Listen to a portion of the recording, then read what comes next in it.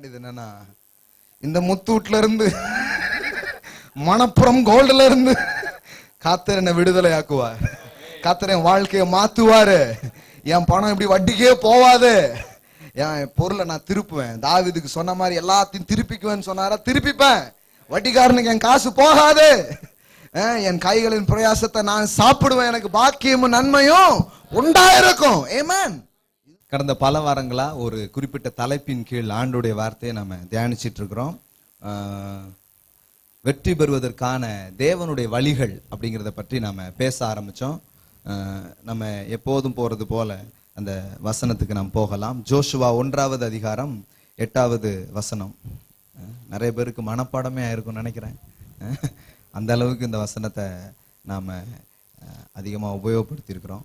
Joshua 1ஆம் அதிகாரம் 8வது வசனம். இந்த நியாயப்பிரமாண புஸ்தகம் வாயை விட்டு பிரியாதிருப்பதாக, இதில் எழுதியிருக்கிறபடியெல்லாம் நீ செய்ய கவனமாய் இருக்கும்படிக்கு இரவும் பகலும் அதை, அப்பொழுது நீ உன் வழியை வாய்க்க பண்ணுவாய், அப்பொழுது புத்திமானாயும் நடந்து கொள்ளுவாய் அப்படின்னு சொல்லி படிச்சோம்.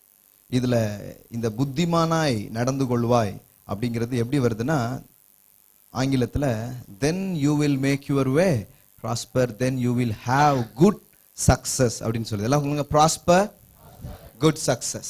நல்லா சொல்லுங்க, prosper good success.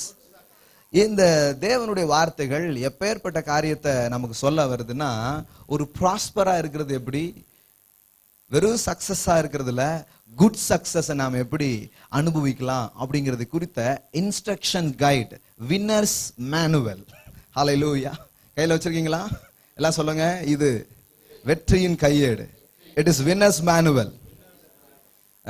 It is the manufacturers manual. இது டூப்ளிகேட் காஃபி கிடையாது.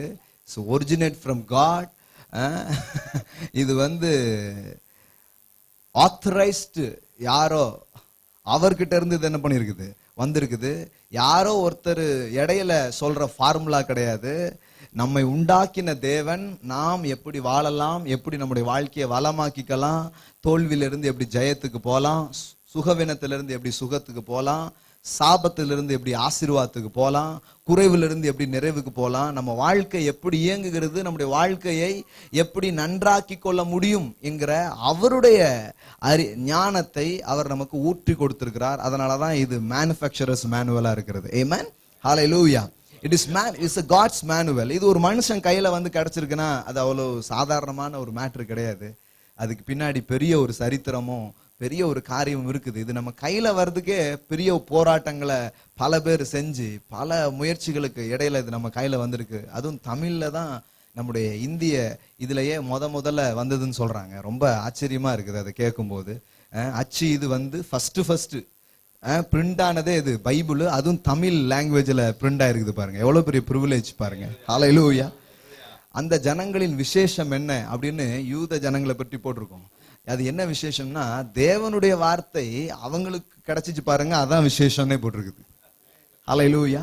தட்ஸ் அவர் ஸ்பெஷாலிட்டி. நமக்கு ஒரு விசேஷம் ஒன்று இருக்குன்னா, நம்ம இப்போ எத்தனையோ விஷயம் தமிழ்ல நின்று சொன்னடா என்னெல்லாமோ சொல்றாங்க பாருங்க பழமொழி. எதுக்கெல்லாம் நம்ம பெருமைப்படலாம்னு நிறைய சொல்றாங்க. இருக்குது நல்ல விஷயங்கள்ல பெருமைப்படுறது ஒன்றும் தப்பு கிடையாது. அதுல என்னெல்லாமோ பெருமை இருக்கலாம். ஆனா தமிழ்ல நமக்கு ஒரு வேதம் கிடைச்சிச்சு பாருங்க, அது உண்மையிலே நம்ம ஸ்லாக்கியத்துக்குரியவர்கள், பாக்கியத்துக்குரிய ஒரு காரியமா இருக்குது பாருங்க. ஆமென். ஹல்லேலூயா. எல்லாம் நினைக்கணும் பாருங்க, ஆண்டவர் நமக்கு எவ்வளவு பெரிய கிரேஸ் பாருங்க, எவ்வளவு பெரிய காரியம் பாருங்க. ஸோ இதெல்லாம் நம்ம கையில கிடைச்சிருக்குதுன்னா, ஆண்டவர் பாருங்க இந்த கூட்டத்தின் மேல, அந்த ஜனத்தின் மேல ஏதோ ஒரு பெரிய அலாதி பிரியம், ஒரு தயவு அது இருந்திருக்குது. நம்ம கையில இன்னைக்கு கிடைச்சிருக்குது. இன்னைக்கு உங்க கையில இருக்குன்னா, இன்னும் நிறைய பேர் கையில வரல, ஆனா உங்க கையில தான் அது என்ன பண்ணிருக்கு வந்திருக்குன்னா, நீங்க அந்த கூட்டத்திலிருந்து இன்னும் ஸ்லாக்கியம் உள்ளவர்கள். ஹல்லேலூயா.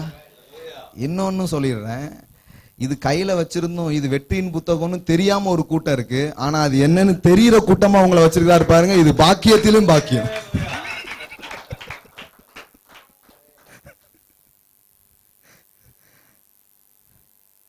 ஏற்கனவே நமக்கு நிறைய நல்லதெல்லாம் நடந்திருக்கு, அது நமக்கு தெரிய மாட்டேங்குது. அதனாலதான் முழிச்சுக்கிட்டு இருக்கோம், அப்படியே இருக்கோம், ஒண்ணுமே பார்த்த மாதிரி இல்லையான்ட்டு. எவ்வளவு குட்னஸ் நடந்திருக்கு தெரியுமா உங்களுக்கு? ஏற்கனவே நீங்க நல்லா இருக்கிறீங்க, சில பேருக்கு தெரியல எப்ப எனக்கு நல்லது நடக்கும் போது. முதல்ல எவ்வளவு நல்லது நடந்திருக்குதுங்க உங்களுக்கு, அது முதல்ல தெரியுமா உங்களுக்கு? சில பேருக்கு இது புரியவே இல்லை என்னெல்லாம் நடந்திருக்குது அப்படின்ட்டு. இந்தியா சுதந்திரம் இது பண்ணது இப்படி சில வரலாறுகள்லாம் பார்த்தீங்கன்னா, சில பேர் வாழ்ந்த காலகட்டத்தெல்லாம் பார்த்தா ஐயோ நம்மலாம் அந்த காலகட்டத்தில் இருந்தோன்னா என்ன யோசிப்போம்னு தெரியல. கர்த்தர் கடைசியா கரெக்டா பார்த்துலாம் நம்மளாம் டெலிவரி பண்ணியிருக்கிறாரு. அந்த டைம் இது தாக்கு பிடிக்காது.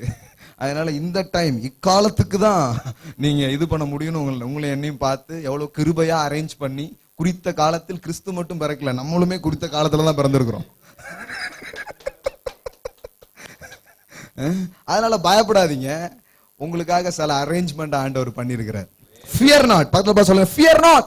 Come on, say fear not. சில நல்ல அரேஞ்ச்மெண்ட் உங்களுக்காக பண்ணியிருக்கிறார், கவலைப்படாதீங்க. ஒரு டிவைன் பெர்ஸ்பெக்டிவ்ஸ் நமக்கு தேவை, இல்லைன்னா பயந்துடுவோம் வாழ்க்கையை பார்த்து. என்னமோ நடக்குது ஒண்ணுமே புரியல அப்படின்ட்டு போயிடுவோம். இல்ல இல்ல இல்ல இல்ல, எல்லாம் ரொம்ப அழகா பியூட்டிஃபுல்லா நடந்துட்டு இருக்கு. அவருடைய செயல்கள் அவ்வளவு அருமையா இருக்கு. ரொம்ப பியூட்டிஃபுல்லா உங்களுக்காக எனக்காக ஆண்டவர் சில அரேஞ்ச்மெண்ட்ஸ் பண்ணி ரொம்ப நல்ல ஒரு தருணத்துல உங்களை என்னையும் அவர் கொண்டு வந்திருக்கிறார். சில அப்ப ஏன் பிறக்கல, இன்னும் கொஞ்ச நாள் கழிச்சு ஏன் பிறக்கலாம்னு யோசிக்காதீங்க. இப்போ நீங்க வந்ததுதான் ரொம்ப கரெக்ட். ஆமென். ரைட் டைம் இல்ல, ரைட் டைம்ல வந்திருக்கீங்க, ரைட் பிளேஸ்க்கு வந்திருக்கீங்க, சரியானதை கேட்க போறீங்க. ஆமென். இதுதான் வாழ்க்கைக்குள்ள ஆண்டவர் நமக்கு செய்கிற பெரிய கிருபைகள், தயவுகள். தெரியுமா உங்களுக்கு? சரியான இடத்துல நீங்க இருக்கிறது ஒரு பெரிய கிரேஸ். தெரியுமா அது உங்களுக்கு? வேதம் சொல்லுது, ரூத் வந்து ஏதாவது பொறுக்கி தான் வைத்தையும் தான் மாமியார் வைத்தியம் என்ன பண்ணலாம், கழுவலாம் அப்படின்னு சொல்லிட்டு அவ புறப்பட்டு போனான். வேதம் சொல்லுது, தற்செயலாய் அந்த வயல் போவாசுடையதா இருந்தது அப்படின்னு போருக்கு பாருங்க. ஹல்லேலூயா. ஆமென். நமக்கு தான் தற்செயல், ஆனா தேவன் அதை ரொம்ப அழகா பிளான் பண்ணி வச்சிருக்கிறார். ஆமென். எல்லாம் சொல்லுங்க, தேவன் அழகாய் திட்டமிட்டிருக்கிறார். ஆமென். பயப்படாதீங்க, சில நல்ல விஷயத்த உங்களுக்காக அவர் ஆயத்தம் பண்ணி வச்சிருக்கிறாரு. சில ப்ரீ பிளான்லாம் அவர்கிட்ட இருக்குது. ஒன்றும் பயப்படாதீங்க. நீங்க சில அண்டர்ஸ்டாண்டிங்ஸ் மட்டும் நமக்கு வந்துச்சுன்னு சொன்னா, பயமின்றி, அச்சமின்றி, திகிலின்றி ரொம்ப தைரியமா வாழ்க்கையை நம்ம சந்திக்கலாம், வாழலாம். அதற்கான துணிவுகளை தேவனுடைய வார்த்தை நமக்கு தருகிறது. ஆமென். ஏசாயா தீர்க்க தரிசன புத்தகத்துல இப்படி ஒரு வசனம் வருது பாருங்க. ஏசாயா தீர்க்க தரிசன புத்தகம் 54 எடுத்தீங்களா? அதுல பாருங்க 14வது வசனம். நீதியினால் ஸ்திரப்பட்டிருப்பாய், கொடுமைக்கு தூரமாவாய், பயம் இல்லாதிருப்பாய், திகிலுக்கு அது உன்னை. ஆண்டவர் சொல்றாரு பாருங்க, நீ நீதியினால் ஸ்திரப்பட்டிருப்பாய், கொடுமைக்கு தூரமாவாய், பயம் இல்லாதிருப்பாய், திகிலுக்கு தூரமாவாய், அது உன்னை அணுகுவதில்லை. சிலருக்கு பாத்தீங்கன்னா இந்த திகில் மூவிஸ்லாம் பாக்குறது பிடிக்கும். அப்படி யாராவது இருக்கிறீங்களா? இருக்கிறீங்களா? 1 2 3 கொஞ்சம் பேர் இருக்கிறாங்க. எவ்வளவு தைரியம் பாருங்க, மூவிஸ் எல்லாம் பார்க்க பிடிக்குங்க. அவ்வளவு தைரியத்தை இங்க கொடுத்துருக்கோம். ஓ, இந்த திகில்லாம் சிலர் பாத்தீங்கன்னா அது ரொம்ப பிடிக்கும், தேடி தேடி போய் பார்ப்பாங்க. சிலருக்கு அப்படி தேடி போக வேண்டியது இல்லை, அவங்க வாழ்க்கையே திகிலாதான் இருக்கு. பாருங்க, சிலருக்கு அவங்க டே டு டே லைஃபே இப்படிதான் இருக்குது, திக்கு திக்குன்னு. அதுவே பெரிய திகில் படம் மாதிரி தான் இருக்கு. ராத்திரி ஒரு திகிலு, காலையில எந்திரிச்சா ஒரு திகிலு, அந்த மாதிரி அவங்க அவங்க லைஃபே அப்படி இருக்கும். அவங்களுக்கு மூவியே தேவை கிடையாது. சிலருக்கு அது இல்லைன்னு சொல்லிட்டு அவங்க போய் என்ன பண்றாங்க, அந்த மாதிரிலாம் போய் தேடி போய் எல்லாம் நிறைய பேர் பாக்குறாங்க. சிலருக்கு அந்த கிருபை என்னன்னா வாழ்க்கையே அப்படி இருக்குது, அதனால மூவி செலவு தேவையில்லை, எதுவும் போய் எக்ஸ்ட்ரா எடுத்து பண்ண வேண்டியது இல்லை, பார்க்க வேண்டியது, லைஃபே அப்படி இருக்குது. ஆண்டவர் சொல்றாரு பாருங்க, நீ திகிலுக்கு தூரமாவாய், ஆமென், அச்சமின்றி இருப்பாய். எல்லாம் சொல்லுங்க, அச்சமின்றி இருப்பாய். ஹல்லேலூயா. இதெல்லாம் ஆண்டவருடைய ஆசீர்வாதங்கள்ல ஒண்ணு பாருங்க. இந்த பயம் இல்லாம, அச்சம் இல்லாம நிம்மதியா இருக்கிறது தேவன் அருளுகிற ஒரு ஒரு ஒரு விதமான கிருபைகள், ஆசீர்வாதமான ஒரு காரியம் பாருங்க. ஒரு ஒரு ஒரு ஒரு செக்யூர்டா இருக்கிறது, அதாவது எப்ப பார்த்தாலும் பயந்துட்டே இல்லாம, ஒரு இன்செக்யூரிட்டி ஃபீலிங்ல இல்லாம, ஒரு பாதுகாப்பு உணர்வுல நீங்க இருப்பது தேவன் வைத்திருக்கிற ஒரு ஆசீர்வாதத்துல அது ரொம்ப முக்கியமான ஒன்றாக இருக்கிறது. அதனாலதான் வேதத்துல சில பகுதிகள் எல்லாமே நம்ம பயத்தை எடுத்து போடுறதுக்காகவே இருக்கு. நம்முடைய அச்சங்களை நம்மளை விட்டு பிடுங்கி போடுறதுக்காகவே அது இருக்குது. ஆண்டவர் நிறைய முறை உபயோகப்படுத்துற வார்த்தையில ஒண்ணு, பயப்படாத, நீ பயப்படாத அப்படின்னே சொல்றாரு. நீ பயப்படாத, ஃபியர் நாட், ஃபியர் நாட். ஏன்னா மனுஷனுக்கு ஏதாவது ஒண்ணுன்னா உடனே வந்து உள்ள தொத்திக்கிறது என்னதுதான்? பயம்தான். என்ன ஆகும்? எதிர்காலத்தை குறித்த பயம், பிள்ளைங்களை குறித்த பயம், தேவைகளை குறித்த பயம், வாழ்க்கை எப்படி நடத்த போறோங்கிற பயம், திருமணம் ஆக போத எப்படி திருமண வாழ்க்கை எதிர்கொள்ள போறோங்கிற பயம், திருமணம் ஆனவங்களுக்கு தொடர்ந்து எப்படி போகுங்கிற பயம். இப்படி வந்து மக்கள் வந்து ஏதோ விதமான அச்சத்தால பிடிக்கப்பட்டு இன்னைக்கு வாழ்ந்துட்டு இருக்கிறாங்க. ஆனால் வேதம் சொல்லுது, நீ திகிலுக்கு தூரமாவாய். ஆமென். நீதியினால் ஸ்திரப்பட்டிருப்பாய், திகிலுக்கு தூரமாவாய் அப்படின்னு போட்டிருக்குது. பாருங்க, சில மோசமான சிச்சுவேஷன்ஸ் எல்லாம் இருக்குது. 15வது வசனத்துல பாருங்க, இதோ உனக்கு விரோதமாய் கூட்டம் கூடினால் அது என்னாலே கூடுகிற கூட்டம் அல்ல. எவர்கள் உனக்கு விரோதமாய் கூடுகிறார்களோ அவர்கள் உன் பட்சத்தில் வருவார்கள். அப்படி சொல்லிட்டு ஆண்டவர் சொல்றார் பாருங்க, இதோ கரின் நெருப்பை ஊதி தன் கிரியைக்கான ஆயுதத்தை உண்டு பண்ணுகிற கொல்லனையும் நான் சிருஷ்டித்தேன், கெடுத்து நிக்கிரமாக்குறவனையும் நானு. ஒருத்தர் இதை படிச்சுட்டு, என்னையா கொலகார பயிலையும் ஆண்டவர் உண்டாக்குனாருன்னே போட்டிருக்குதா அப்படிங்க. அவனை கொலகாரனா உண்டாக்கல, அவனை மனுஷனா உண்டாக்குனார், அவன் கொலகாரனா ஆயிட்டான். அதுதான் அந்த வசனம் போட்டிருக்குது. தரித்திரனும் செல்வந்தனும் ஒருவரை ஒருவர் சந்திக்கிறார்கள், இருவரையும் கர்த்தர் என்ன பண்ணாரு? உண்டாக்குனார் அப்படின்னு. சிலர் நம்ம ஆட்கள் இன்டர்பிரேஷன் எப்படி போயிடுச்சுன்னா, சிலரை தரித்திரராகவும் சிலரை செல்வந்தனாகவும் ஆண்டவரை உண்டாக்கிட்டாரு. 2 பேரையும் மனுஷனா உண்டாக்குனாரு. ஒருத்தன் தரித்திரன் ஆயிட்டான், ஒருத்தன் செல்வந்தன் ஆயிட்டான். புரியுதா புரியலையா? இதுல அந்த அர்த்தத்துல தான் போட்டிருக்குது. ஏன்னா சில பேர் ஆண்டவரே என்ன பண்றாரு, சிலர் பிசாசும் தேவனுடைய ஆயுதம் தான். இந்த பிடி வாத்தியார் மாதிரி ஏதாவது தப்புண்டா கொண்டு போய் விடுருவாங்க பாத்துறீங்களா? அந்த மாதிரி நல்லா அடிங்க சார், நல்லா அடிங்க. கிளாஸ் டீச்சர்ஸ் அவ்வளவு அடிக்க மாட்டாங்க, பிடி டீச்சர்ஸ் வச்சு என்ன பண்ணிடுவாங்க, நல்ல பெண்டை கலத்திடுவாங்க.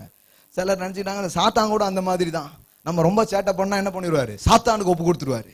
அவன் நல்ல பெண்டை கலத்தி ஆண்டவர் போதும் போதும்னு ரைட் அப்படின்னு விட்டுட்டு இப்படி ஆண்டவர் வச்சிருக்கிற கருவி அப்படின்னு நினைச்சிடுறாங்க. அப்படி இல்லை பாருங்க, சிலர் என்ன மாதிரி புரிந்து கொள்வதில்ல போயிடுறாங்க. கவுனிங்க, இந்த வசனம் அதை சொல்லல, அந்த மனுஷனால அவனை என்ன பண்ணாரு, உண்டாக்குனார். இப்ப கவுனி 17, உனக்கு விரோதமாய் உருவாக்கப்படும் எந்த ஆயுதமும் வாய்க்காதே போகும், உனக்கு விரோதமாய் நியாயத்தில் எழும்பும் எந்த நாவையும் நீ குற்றப்படுத்துவா. இது கர்த்தருடைய ஊழியக்காரரின் சுதந்திரமும் என்னால் உண்டான அவர்களுடைய நீதியுமா இருக்கிறது என்று கர்த்தர் சொல்லுகிறார். ஆமென். எப்படிப்பட்ட வாக்குகள் பாருங்க. உனக்கு விரோதமாய் உருவாக்கப்படும் எந்த ஆயுதமும் வாய்க்காதே போகும். ஆயுதங்கள் வந்து சிலது உருவாக்கப்படுது, ஆனா அது வாய்க்காமலே போகும். ஹல்லேலூயா. சிலது எழும்பி நிக்கலாம், உங்களை போட்டு தள்ளுற மாதிரி இருக்குன்னு நினைச்சுக்காதீங்க, அது வாய்க்காமலே போகும். ஹல்லேலூயா. எல்லாம் சொல்லுங்க, எனக்கு விரோதமாக எழும்பும் எந்த ஆயுதங்களும் வாய்க்காதே போகும். யாரோ ரொம்ப பயந்து போய் உட்காந்துருக்கீங்க, உங்களுக்காண்டி தான் சொல்றாரு ஆண்டவர். பயப்படாதீங்க, எவ்வளவு பெருசா எழும்புனாலும் அது வாய்க்காமலே போகும். ஹல்லேலூயா. ஜெயம் உங்களுடையதா இருக்கிறது. ஆமென். அதனால பயப்படாதீங்க. பயமின்றி, திகிலின்றி, அச்சமின்றி நீங்க வாழலாம். ஏன்னா நீங்க ஏதோ உங்களை இவ்வளவு நாள் பாதுகாத்துக்கிட்டதுனால நீங்க ரொம்ப நல்லா இருக்கிறதுன்னு நினைக்காதீங்க. கர்த்தர் உங்களை காத்துட்டு இருக்கிறாரு, அதனாலதான் நீங்க நல்லா இருக்கிறீங்க. ஆமென். அதுக்கு ஒருத்தர் பேசினார். ஒருத்தர் பேசிட்டு அவரு நிறைய அழுத்தம், மன அழுத்தம், ஏராளமான அழுத்தம், போன்லயே பேசிட்டே இருந்தாரு. ஏராளமான பிரச்சனையை ஒவ்வொரு நாளும் ஃபேஸ் பண்றாரு. அப்போ நான் அவர் ஏதாவது நம்ம ஒரு நல்ல வார்த்தை சொல்லுங்கிறதுக்காக தான் கால் பண்ணிருக்காரு. அதுக்கு தான் கால் பண்ணியிருக்கிறாங்க. ஏதாவது நல்ல வார்த்தை நம்ம சொல்ல மாட்டோமா ஊழியக்காரங்க, அதுக்கு தான் கால் பண்றாங்க. முதல்ல ஊழியக்காரங்களுக்கு தெரியணும், அவங்க ஏதாவது அந்த நேரத்தில் அடிச்சு விட்டுருது. அது ஏதோ ஒன்று இருக்குது, ஏதோ ஒன்று தெரியுதுன்னா அவன் அப்புறம் போயிடுவான். ஆனால் நான் சொன்னேன், பிரதர் இது இந்த பிரச்சனை எல்லாம் இருக்கு, இது மாறும். ஆனா ஒண்ணு உங்களுக்கு சொல்லட்டுமா, இந்த பிரச்சனையின் மத்தியில நீங்க இருக்கிறீங்க பாருங்க, அது நீங்க இல்ல, அவர் உங்களை இருக்க வச்சிருக்கிறாரு. நீங்க நினைக்கிறீங்களா இந்த சிச்சுவேஷனை வந்து நீங்க தாங்கிட்டு நீங்க இருக்கிறீங்கன்ட்டு? இல்ல, அவர் உங்களை தாங்க வச்சதுனாலதான் நீங்க இருக்கிறீங்க. அவர் இருக்க வச்சிருக்கிறாருன்னா இந்த பிரச்சனையிலேயே முடிஞ்சு போறதுக்காக வைக்கல, இதை மேற்கொண்டு ஜெயித்து உங்களுக்காக வச்சிருக்கிற டெஸ்டினியை நீங்க அடையிறதுக்காக தான் இருக்கிறீங்க. அவரு தூக்கி விட்ட மாதிரி இருக்குது அப்படின்னாரு. கர்த்தருடைய வார்த்தை அப்படிதான் செய்யும். ஆமென். இவ்வளவு நாள் இப்போ இப்பெல்லாம் நீங்களும் உங்களை செல்ஃப் ப்ரொடெக்ஷன் பண்ணிட்டீங்களா? நீங்க சிலர் அப்படி நினைக்கிறதுனாலதான் இப்ப ஏதாவது சவால் வரும்போது எப்படி இதுல இருந்து நம்ம தப்பிக்கிறது, எப்படி இதுல இருந்து நம்மளை தற்காத்துக் கொள்ளுது அப்படின்னு நினைக்கிறாங்க. இல்ல இல்ல இல்ல, காத்தவர் காப்பார் இன்னும் இனிமேலும். அல்லேலூயா. எல்லாம் சொல்லுங்க, காத்தவர் காப்பார் இன்னும் இனிமேலும். ஆமென். என்னை காக்கிறவர் உறங்கார். எல்லாம் சொல்லுங்க, என்னை காக்கிறவர் உறங்கார். அதனால நீங்க உறங்குங்க நல்ல. அவரும் முழிச்சிருந்து நீங்களும் முழிச்சிருந்தீங்கன்னா வேஸ்ட் இல்ல. எதுக்கு 2 பேரு? அவர் உறங்காம இருக்கிறாரு, அதை நீங்க நம்பினீங்கன்னா நீங்க என்ன பண்ணலாம்? நல்லா உறங்கலாம். பரவாயில்ல, நான் சில காரியங்களை செஞ்சிருக்கிறேன், இனி கர்த்தர் பார்த்து பாருன்னு நிம்மதியா உறங்கலாம். சிலர் ரொம்ப பரபரப்பா இருக்காங்க, அதனாலதான் எதுவுமே நடக்க மாட்டேங்குது. ரொம்ப பரபரப்புன்னு என்ன தெரியுமா? இவங்க தான் எல்லாத்தையுமே செஞ்சு கர்த்தர் எனக்காக யாவையும் செய்து முடிப்பார் அப்படிங்கிறது போல இவங்களுக்கு என்னன்னா, இவங்களே எல்லாத்தையும் என்ன பண்ண போறாங்க? செஞ்சு முடிக்கிறது போல பரபரப்பா இருந்து கடைசியில வாழ்க்கையில ஒரு எப்போ பார்த்தீங்கன்னா ஒரு ரெஸ்ட்லெஸ் ஃபீலிங்லேயே அவங்க இருப்பாங்க. அந்த மாதிரி வாழ்றது கிறிஸ்தவ வாழ்க்கை கிடையாது.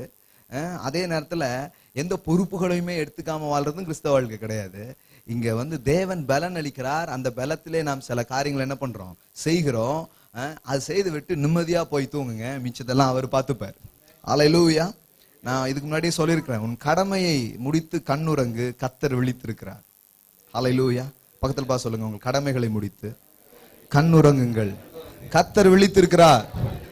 அல்லேலூயா. ஆமா, ஒழுங்கா அதான் சேம் வந்தா நைட் ஒர்க் பண்ணுங்க. பரவாயில்ல, சில நாள் முடியாம கூட இருக்கலாம். ஆனா சிலருக்கு வழக்கமாவே அப்படிதான் இருக்கிறாங்க. அவங்களுக்கு வேற பிரசங்கம். அதனால வாழ்க்கை நீங்க ஏதோ போராடி போராடி ஏதோ கொண்டு போற ஒரு காரியம் கிடையாது. உங்களை நடத்தி கொண்டு ஒருவர் இருக்கிறார், உங்களை இதுவரைக்கும் பாதுகாத்து கொண்டு ஒருவர் வருகிறார். ஆமென். எல்லாம் சொல்லுங்க, அவர் என்னை நடத்துகிறார், என்னை பாதுகாக்கிறார், என்னை கொண்டு போய் சேர்ப்பார். ஆமென்.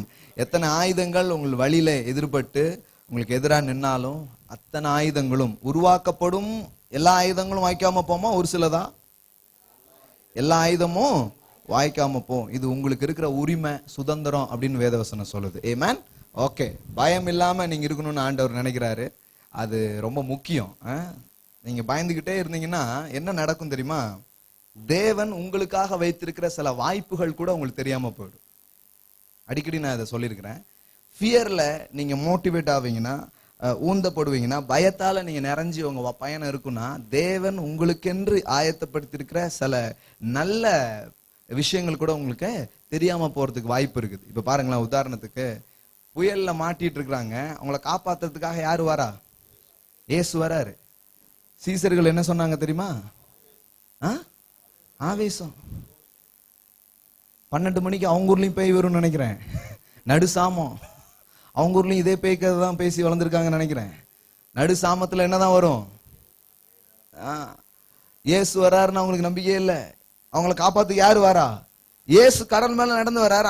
அவன் என்ன சொல்றான்னா, இயேசுன்னு சொல்ல, அவன் ஏதோ ஒரு ஆவி, ஏதோ ஒரு இது என்ன பண்ணிருக்குது, நிக்குது அப்படின்னு சொல்லி பயப்படுறான். பாருங்க, உள்ள பயம் இருக்கும்போது வெளியில இயேசு நிக்கும் போது கூட அது பிசாசு மாதிரி தான் தெரியுது. அதனாலதான் ஆண்டவர் நம்ம இருதயத்தை தைரியத்தால நம்பிக்கையால எப்பவுமே நிறைக்க விரும்புகிறார். ஏன்னா இங்க இருந்துதான் ஜீவன் எப்பொழுதுமே புறப்படுகிறது. ஆமென். வேதவசனத்துல வேற எதையுமே சொல்ல, உன் இருதயத்தை எல்லா காவலோடும் காத்துக்கொள், அது நின்று ஜீவ ஊற்றுகள் புறப்படும் என்று எழுதியிருக்கிறது. ஆமென். நீங்க காக்க வேண்டியது ஒண்ணுதான். எது? இருதயம். அவ்வளவுதான். அதை காத்தீங்கன்னா லைஃபே நீங்க காத்துக்கிறீங்களா, வாழ்க்கையை நீங்க என்ன பண்றீங்களா, பாதுகாக்கிறீங்க, ப்ரொடெக்ட் பண்றீங்கன்னு வேதவசனம் சொல்லுகிறது. ஓகே, சோ அதனால அச்சமின்றி நீங்க வாழணும், தைரியமா நீங்க வாழணும்னு ஆண்டவர் விரும்புகிறார். அதை உங்களுக்கு உதவி செய்கிறார். சரிங்களா? நீங்க இது எப்படிங்கன்னு நினைச்சு இது பண்ணாதீங்க. வேதம் தெளிவா சொல்லுது. இது எப்படி நான் பயமாவே இருக்கு, இது எப்படி நான் மேற்கொள்றதுன்னு கேட்டீங்கன்னா, இன்னைக்கு அது ஒரு சப்ஜெக்ட் கிடையாது. நான் ஒரு வசனம் உங்களுக்கு சொல்றேன். 2 தீமோத்தேயு 1:7 யாராவது வாசிங்க பார்க்கலாம். 2 தீமோத்தேயு 1:7 தேவன் நமக்கு பயமுள்ள ஆவியை, இதுல ஒண்ணு பாருங்க, பயங்கிறது ஒரு ஸ்பிரிட். அதாவது திடீர்னு ஏதாவது பார்த்து இப்படி பயந்துடுறீங்க, அதுக்கு அது உங்களை பாதுகாக்கிறதுக்காக வச்சிருக்கிற பாசிட்டிவ் பர்பஸ்க்காக வச்சிருக்கிற ஃபியர். இப்போ ஒரு ஏதோ ஒண்ணு வந்துடுது அப்படின்றதுங்க, அது உங்களை ப்ரொடெக்ட் பண்றதுக்காக இருக்கிற இது, அது தப்பான ஃபியர் கிடையாது. ஆனா எப்ப பார்த்தாலும் பயந்துகிட்டே இருக்கிறீங்கன்னு வைங்களேன், தீய பார்த்தா பயம், நிற்க பயம், உட்கார பயம், இள பயம், இந்த மாதிரி போயிட்டீங்கன்னா அது என்ன ஆயிடுச்சு, கொஞ்சம் முத்திடுச்சுன்னு அர்த்தம். அது வந்து நீங்க பொசஸ் பண்ணப்பட்டிருக்கீங்க. You are possessed by some spirits. சில ஆவி வந்து உங்களை என்ன பண்ணிருக்கு, பிடிச்சிருக்கு. அது பயங்கிறது ஒரு சைக்காலஜிக்கல் லெவலாகவும் இருக்குது. சில நேரத்தில் அது ஆவியாவே என்ன பண்ணிடுது, ஆயிடுது.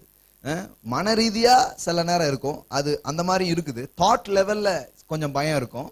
ஆனா சிலர் எப்பவுமே இருக்கிறாங்கன்னு வைக்கலாம், அது ஒரு ஸ்பிரிட் மாதிரி. எப்படி ஃபெய்த் வந்து ஒரு ஸ்பிரிட்டோ, அது மாதிரி ஃபியர் கூட என்னதுதான், ஒரு ஸ்பிரிட் தான். விசுவாச ஆவி இருக்கிறவங்களுக்கு எப்பேற்பட்ட சந்தேகமும் இந்த மாதிரி சூழ்நிலை சாதகமாவே பார்ப்போம். ஏன்னா ஸ்பிரிட் அப்படி. அது மாதிரி இந்த பய ஆவி உள்ளவங்களுக்கு யாராவது வந்தா கூட, இவன் எதுக்கு வரான், எதுக்கு அந்த அந்த பஸ் அங்க நிக்கி, எதுக்கு அங்க கூட்டம், இவங்களுக்கு எல்லாமே என்னன்னா இவங்களுக்கு எதிராவே எல்லாம் நாடே இவங்களுக்கு எதிராக செயல்பட்டு இருக்கு, இப்படியே யோசிப்பாங்க. எப்ப பார்த்தாலும் அவங்களுக்கு பயமா இருக்கும். கொஞ்சம் ஏதாவது லேட் ஆயிடுச்சுன்னா பயமா இருக்கும். இல்லைன்னா இன்னைக்கு என்ன சீக்கிரமா வந்துட்டாங்க அப்படின்னாலும் பயமா இருக்கும். இப்படி ஃபுல்லா இருக்கும். அந்த பயத்தினாலே அவங்க ஆட்கொள்ளப்படுறாங்க. அதனாலதான் வேதவசனம் சொல்லுது, பயங்கிறது ஒரு ஆவி. ஆனா தேவன் நமக்கு எதை கொடுக்கலையா? எல்லாம் சொல்லுங்க, தேவன் நமக்கு பயமுள்ள ஆவியை கொடாமல் அதை கொடுக்கல. எதை கொடுத்திருக்கிறாரு? பலமும், எல்லாம் சொல்லுங்க, பலமும் அன்பும் தெளிந்த புத்தியும் உள்ள ஆவியையே கொடுத்திருக்கிறார். ஆமென். எல்லாம் சொல்லுங்க, தேவன் எனக்கு பயத்தை தரவில்லை. ஆகையால் எந்தவித பயமா இருந்தாலும் அது தேவனிடத்தில் வரவில்லை. ஆகையாலே எந்த பயங்களும் வாழ்க்கையில் இருக்கக்கூடாது. பயமே விலகு இயேசுவின் நாமத்தில். ஆமென். இப்ப அதுக்கு பதிலா என்ன சொல்லணும்? எனக்கு என்ன கொடுத்திருக்கிறாரு? பலமும் அன்பும் தெளிந்த புத்திமுள்ள ஆவியையே கொடுத்திருக்கிறார். ஆமென். Thank you Jesus. எனக்கு இப்போ வந்து ஒரு சவுண்ட் மைண்டை கொடுத்துருக்கீங்க, ஒரு கிளியரான மைண்ட் எனக்கு கொடுத்துருக்கீங்க. தேங்க்யூ. அது எனக்கு தந்திருக்கிறதுக்காக நன்றி அப்படின்னு சொல்லி உரிமை பாராட்டணும். இன்னொரு முக்கியமான கீ இருக்குன்னா, காட்ஸ் லவ் பத்தி அதிகமா கேளுங்க, பயம் உங்களை விட்டு போயிடும். ஏன்னா வேதம் சொல்லுகிறது, பூரண அன்பு பயத்தை புறம்பே தள்ளுகிறது. ஆமென். நீங்க ஆண்டவருடைய அன்பு பத்தி கேளுங்க. ஆண்டவர் எப்ப பார்த்தாலும் உங்களை ஒரு கம்பை தூக்கிட்டே நிக்கிற மாதிரி பிரசங்கம் கேட்டீங்கன்னு வைங்களா, பயந்துட்டே இருப்பீங்க எப்ப பார்த்தாலும். ஆண்டவர் அந்த மாதிரி ஆள் கிடையாது. ஒரு அன்பான தகப்பன்.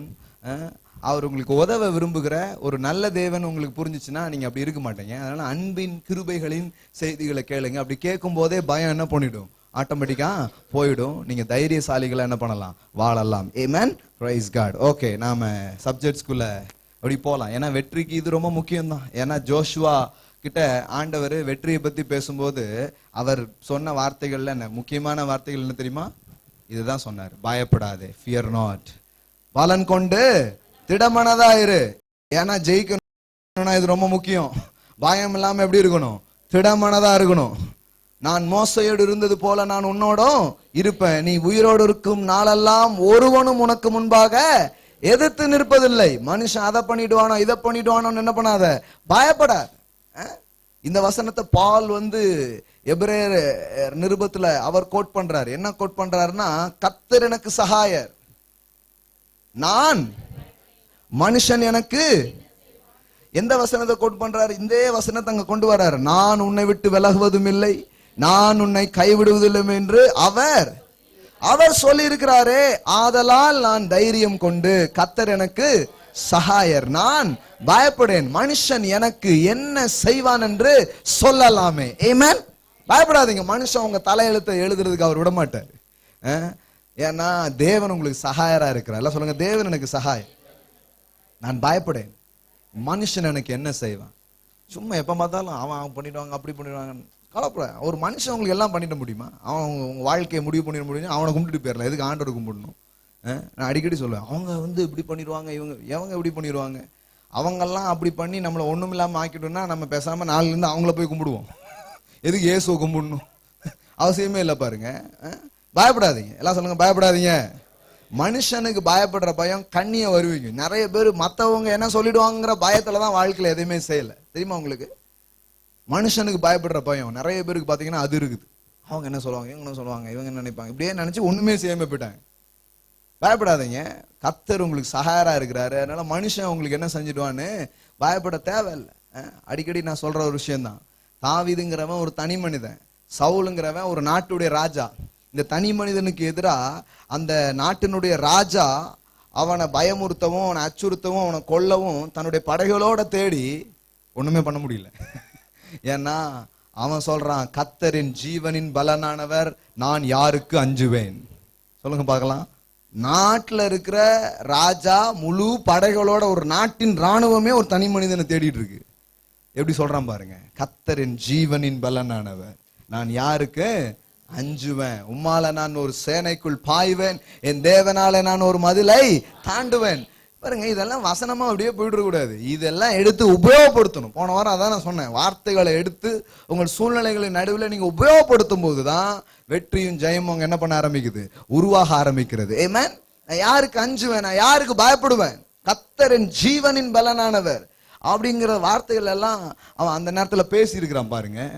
ஒண்ணுமே பண்ண முடியல. யோசித்து பாருங்க, ஒரு தனி மனுஷனுக்கு எதிராக ஒரு நாடே வந்து ஜெயம் எடுக்காம போச்சுன்னா எப்பேற்பட்ட பாதுகாப்பை கர்த்தர் அவனுக்கு கொடுத்தாரு பாருங்க. ஆமென்.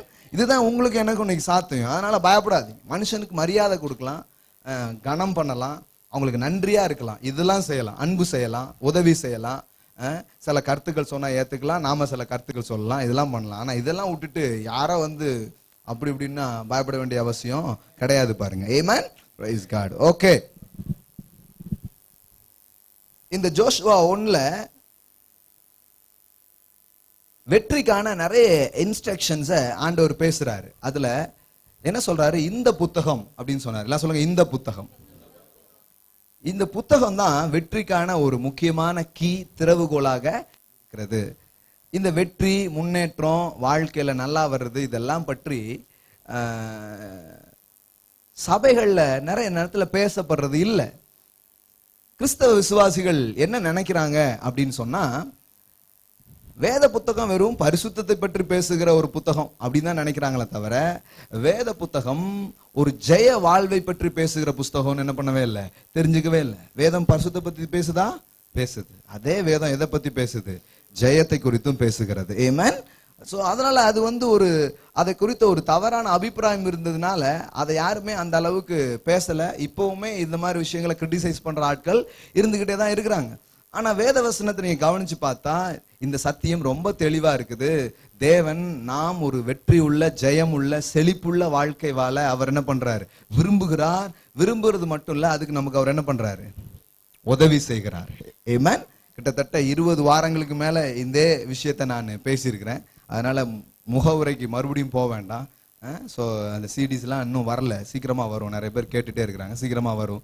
ஸோ இன்னைக்கு விஷயத்த நான் தொடரலாம் விரும்புறேன். ஸோ சக்சஸ்க்கான இன்ஸ்ட்ரக்ஷன்ஸ் தேவனுடைய வார்த்தையிலிருந்து வருகிறது.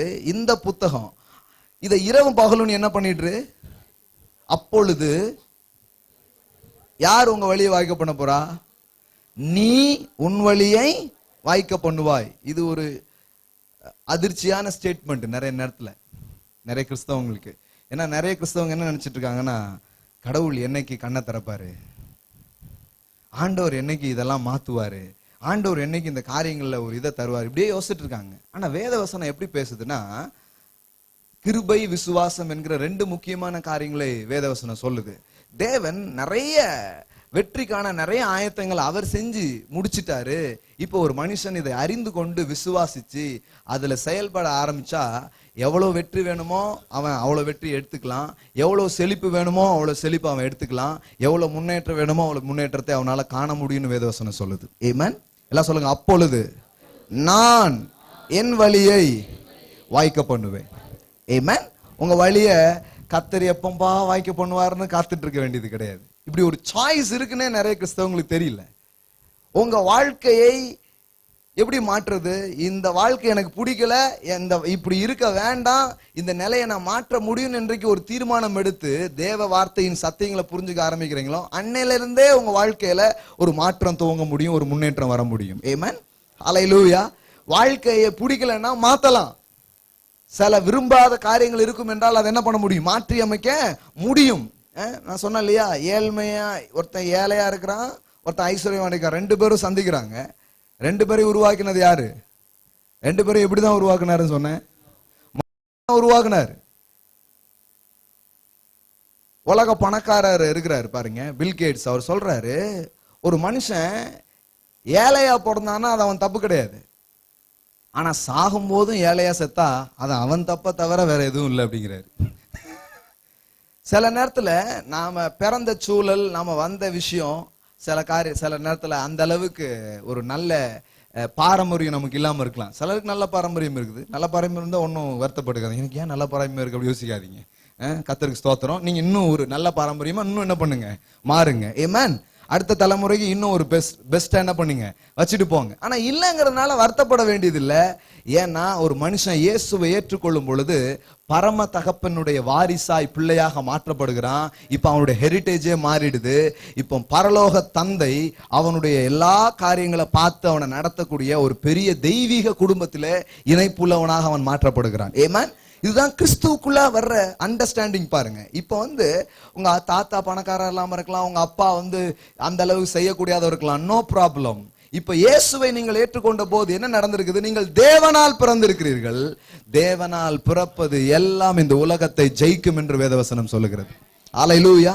நீங்கள் தேவனால பிறந்திருக்கீங்களா? நீங்க கிறிஸ்தவங்களா நான் கேட்கல, நீங்க சர்ச்சுக்கு போறீங்களா நான் கேட்கல. உங்க பேர் ஜான், பீட்டர், இன்னும் எத்தனையோ கிறிஸ்தவ பெயர்களா, அது நான் கேட்கல. நான் கேட்கறது, ஆர் யூ born again? நீங்க மறுபடியும் பிறந்திருக்கீங்களா? மறுபடியும் பிறகுதுன்னா என்ன? இயேசுவை தனிப்பட்ட விதத்தில் ஆண்டவராக ரட்சகராக ஏற்றுக்கொண்ட அனுபவம் உங்களுக்கு இருக்குதா? அப்படி இருக்குன்னா நீங்கள் தேவனால் பிறந்திருக்கீங்க. தேவனுடைய வித்து உங்களுக்குள்ள இருக்குது. அந்த வித்து ஜெய வித்தாக இருக்கிறது. அது உங்களை முன்னேற்றம், உங்களை ஜெயிக்க வைக்கும். ஹல்லேலூயா. ஆமென். இன்னைக்கு காலையில வர்ஷிப் நடத்தும் போது ஒரு ஒரு கீ வேர்ட்ஸ் ஆண்டவர் கொடுத்தாரு. அதுதான் நான் இன்னைக்கு ஃபுல்லா வர்ஷிப்ஸ்ல யூஸ் பண்ணேன். அது என்ன தெரியுமா? நிறைய நேரம் இந்த தரித்திரம் இது எல்லாம் மாறாம போகிறதுக்கு காரணம், மக்கள் அதிலே கடந்துட்டு இருக்கிறது காரணம், இப்ப கிறிஸ்துவுக்குள்ள வந்த பிறகு தாங்க யாரு, தங்களோட நிலை என்னன்னு புரியாததுதான். அதுல நமக்கு வர வேண்டிய முக்கியமான புரிதல் ஒண்ணு இருக்குது. அது என்னன்னா, இந்த முழு உலகத்துல இருக்கிற எல்லா பணக்காரனை விட ஒரு பணக்காரர் இருக்கிறார். அவர் தான் உங்கள் பரலோக தகப்பன். அல்லேலூயா. எல்லாம் சொல்லுங்க, அவர் செல்வந்தரா இருக்கிறார்.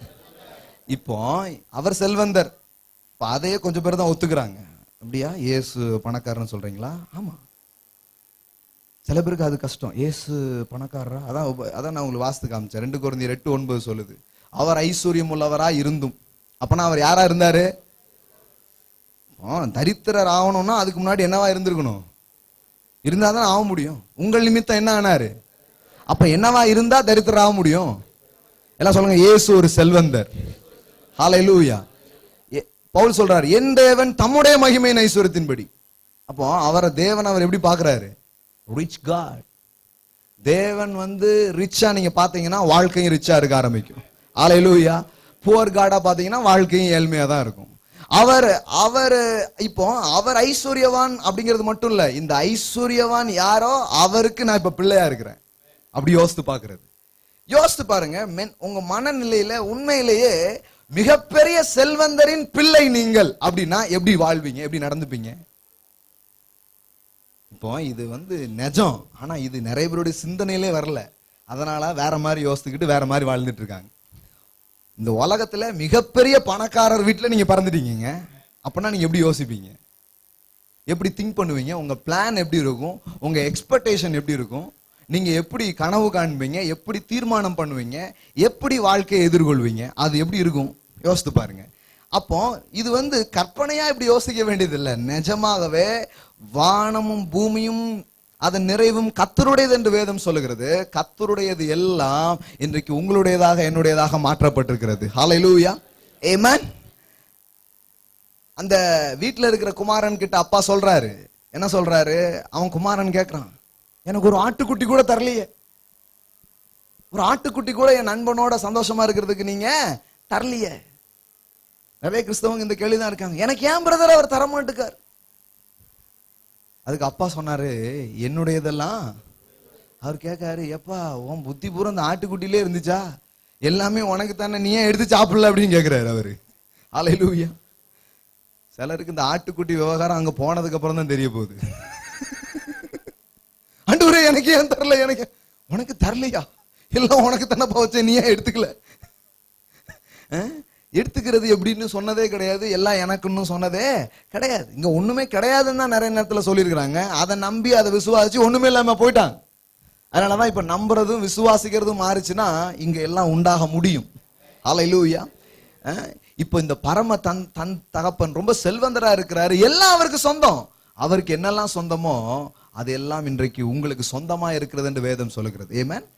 இன்னொரு வசன பகுதி ரோமர் 8 என்ன வாசிக்கிறோம்னு சொன்னா, நாம் தேவனுடைய பிள்ளைகள் என்றால் கிறிஸ்துவுக்கு உடன் சுதந்திரருமா இருக்கிறோம். கிறிஸ்துவுக்கு உடன் சுதந்திரரா இருக்கிறோம் அப்படின்னா என்ன அர்த்தம்? வாரிசு. எல்லாம் சொல்லுங்க, நான் தேவனுடைய வாரிசு. ஹல்லேலூயா. இத குறித்துலாம் என்னைக்காவது உங்களுக்கு பெருமை வந்திருக்குதா? அதுதான் ப்ராஸ்பெரிட்டி. அங்கதான் செழிப்பு ஆரம்பிக்கு, அங்கதான் வெற்றி ஆரம்பிக்கு. எங்க மாமனாரு அந்த அளவுக்கு செய்யல பிரதர், இதுல உட்கார்ந்துட்டு இருக்க வரைக்கும் தரித்திரம் போவாது. வேலை பார்க்குற கம்பெனி ஓனர் அவ்வளவு சரி கிடையாது. அரசாங்கம் இப்ப பாத்தீங்கன்னா இதே பேசிட்டு இருந்தீங்கன்னா உங்க வாழ்க்கை செழிக்காது. இல்லைன்னா அவங்கள பார்க்குது, ஏன் நான் படிச்ச படிப்புக்கு என்ன பிரதர் கிடைக்கும்? இந்த கதையெல்லாம் விடுங்க. ஒருவன் கிறிஸ்துவுக்குள் இருந்தால் அவன் புது சிருஷ்டியா இருக்கிறான். இப்போ உங்களுக்கு ஒரு புது வரலாறு ஆரம்பிச்சிருக்கு. இப்போ உங்களுக்கு ஒரு புது அத்தியாயம் ஆரம்பிச்சிருக்குது. இந்த இடத்துல இருந்து நீங்க யாரு?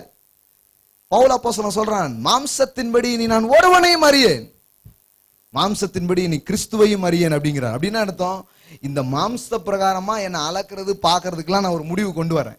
நான் யாரு, எந்த ஊரு, என் ஜாதி என்ன, என் படிப்பு என்ன, எனக்கு என்ன இருக்கு, இந்த விதத்துல என்ன நான் அளக்க போறது இல்லை. இப்ப நான் என்ன பார்க்க போறேன்னா, நான் கிறிஸ்துவுக்குள் இருக்கிறேன், நான் தேவனுடைய பிள்ளையாய் வாரிசா இருக்கிறேன், தேவனுடையதெல்லாம் என்னுடையதா இருக்கிறதுங்கிற பார்வை தான் வாழ்க்கையை தூக்க ஆரம்பிக்குது பாருங்க. ஆமென்.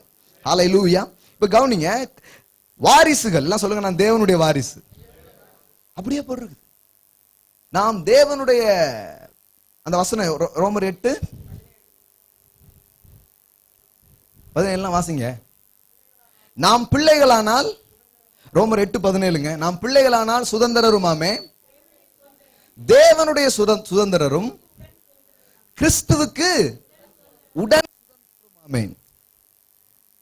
பாருங்க, நாம் தேவனுக்கு சுதந்திரர், அப்புறம் கிறிஸ்துவுக்கு அப்படின்னா என்ன அர்த்தம் தெரியுமா? பங்காளி. ஹல்லேலூயா. எல்லாம் சொல்லுங்க, நான் இயேசுவுக்கு உடன் பங்காளி. ஹல்லேலூயா. எதெல்லாம் அவருக்கோ சொந்தமோ அதெல்லாம் எனக்கு சொந்தம். ஒரு ஒரு ஒரு ஒரு ஒரு ஆக்சஸ் உங்களுக்கு கொடுத்திருக்காரு, ஒரு அதிகாரத்தை, ஒரு உரிமை கோடுற ஒரு இதை உங்களுக்கு என்ன பண்ணிருக்கிறாரு, கொடுத்திருக்கிறாரு. இது இது இது என் மைண்ட்ல இருந்து வைங்களேன், நம்ம சிந்திக்கிறது எப்படி சிந்திப்போம்னா, என் தேவன் ஐஸ்வர்யமானவர், என் தேவன் செல்வந்தரா இருக்கிறாரு, அவருடைய பிள்ளையா நானு இருக்கிறேன். இந்த எண்ணமே ஏழ்மையை தொடச்சு போடும், குறைவு பற்றாக்குறையை தொடச்சு போடும். இந்த இடத்துல இருந்து நீங்க யோசிக்கும் போது வேற மாதிரி என்ன பண்ணுவீங்க, யோசிக்க ஆரம்பிப்பீங்க பாருங்க. ஆமென். Praise God. ஓகே. அப்போ ஆண்டவர் எப்போ தருவாரு அப்படிங்கிறது இல்ல, இந்த எண்ணங்களையும் இந்த தியானத்தையும் எப்போ எனக்குள்ள நான் கொண்டு வரணும், அப்பவுமே என்ன பண்ண ஆரம்பிக்குது, ப்ராஸ்பெரிட்டியும் நிறைவும் என்ன ஆக ஆரம்பிக்கும், மேனிஃபெஸ்ட் ஆக ஆரம்பிக்கும் பாருங்க. எல்லாம் சொல்லுங்க, இந்த புத்தகம் வாயை விட்டு பிரியாதிருப்பதாக, இதை இரவும் பகலும் தியானித்து கொண்டு இதை மெடிடேட் பண்ணு. என்ன மெடிடேஷன்? இதான் மெடிடேஷன். இந்த உலகத்துல ரொம்ப பெரிய பணக்காரர் வீட்டுல நான் பிறந்திருக்கிறேன். இது கொஞ்சம் மெடிடேட் பண்ணுங்க. காலையில எந்திரிச்சு, காசு இல்லையே, அங்க என்ன பண்ணுவோம், இங்க எப்படி பே பண்ணுவோம், இங்க போய் எதை அடைப்போம், இதெல்லாம் இருக்கு. இதெல்லாம் யோசிக்காதீங்க. காலைல முதல்ல இதை யோசிங்க. ரொம்ப பணக்காரர் வீட்டுல நான் பிறந்திருக்கிறேன். எங்க அப்பா வேலைக்காரருக்கு கூட திருப்தியா சாப்பாடு கொடுப்பாரு. நான் பிள்ளை, நீங்க பிள்ளை. ஹல்லேலூயா. அவன் சொல்றான் பாருங்க, அந்த அந்த பண்ணி மேய்க்கிறான அந்த பையன், அவன் என்ன சொன்னான் பாருங்க, எங்க அப்பா வேலைக்காரர் கூட எப்படி கொடுக்குறாரு, வேலைக்காரனே திருப்தியா வச்சிருக்காரு. அவன் சாப்பிட்டு அவன் வீட்டுல அவன் எடுத்துட்டு போறான் 2 கேரியர்ல. அந்த அளவுக்கு கொடுத்துருக்கிறாரு. அவன் பாருங்க யோசிக்கிறான், அவனே பூரிப்பா அது சாப்பிடுறான், அவனே ஏராளமா சாப்பிடுறான். இந்த சிந்தை காலையில எழுந்த உடனே என் தேவை பற்றிய சிந்தை கிடையாது. இதை தியானித்து கொண்டு எல்லாம் சொல்லுங்க, இதை தியானித்து கொண்டு. அப்ப இந்த புத்தகம் உங்களை என்ன சொல்லுது, தேவன் என்ன சொல்லுதுங்கிறது உங்கள் தியானமா, அது உங்கள் எண்ணமா இருந்துச்சுன்னா வேற மாதிரி இருக்கும் வாழ்க்கை. நீங்க உள்ள தியானிக்கிறது ஒண்ணு, வெளியில வாழ்க்கை இன்னொருன்னா என்ன பண்ண போகுது, ஒரு நாளும் இருக்காது. உங்கள் தியானம் எதுவா இருக்கிறதோ அதுதான் உங்கள் வாழ்க்கையாக இருக்க ஆரம்பிக்கும். அல்லேலூயா. எல்லாம் சொல்லுங்க, எப்படி நான் எண்ணுகிறேனோ அப்படியே நான் இருக்கிறேன். நீதிமொழிகள் 23:7 பாருங்க. நீதிமொழிகள் 23:7 நான் அடிக்கடி யூஸ் பண்ற வசனத்துல இது ஒண்ணு. 23:7 என்ன சொல்லுது?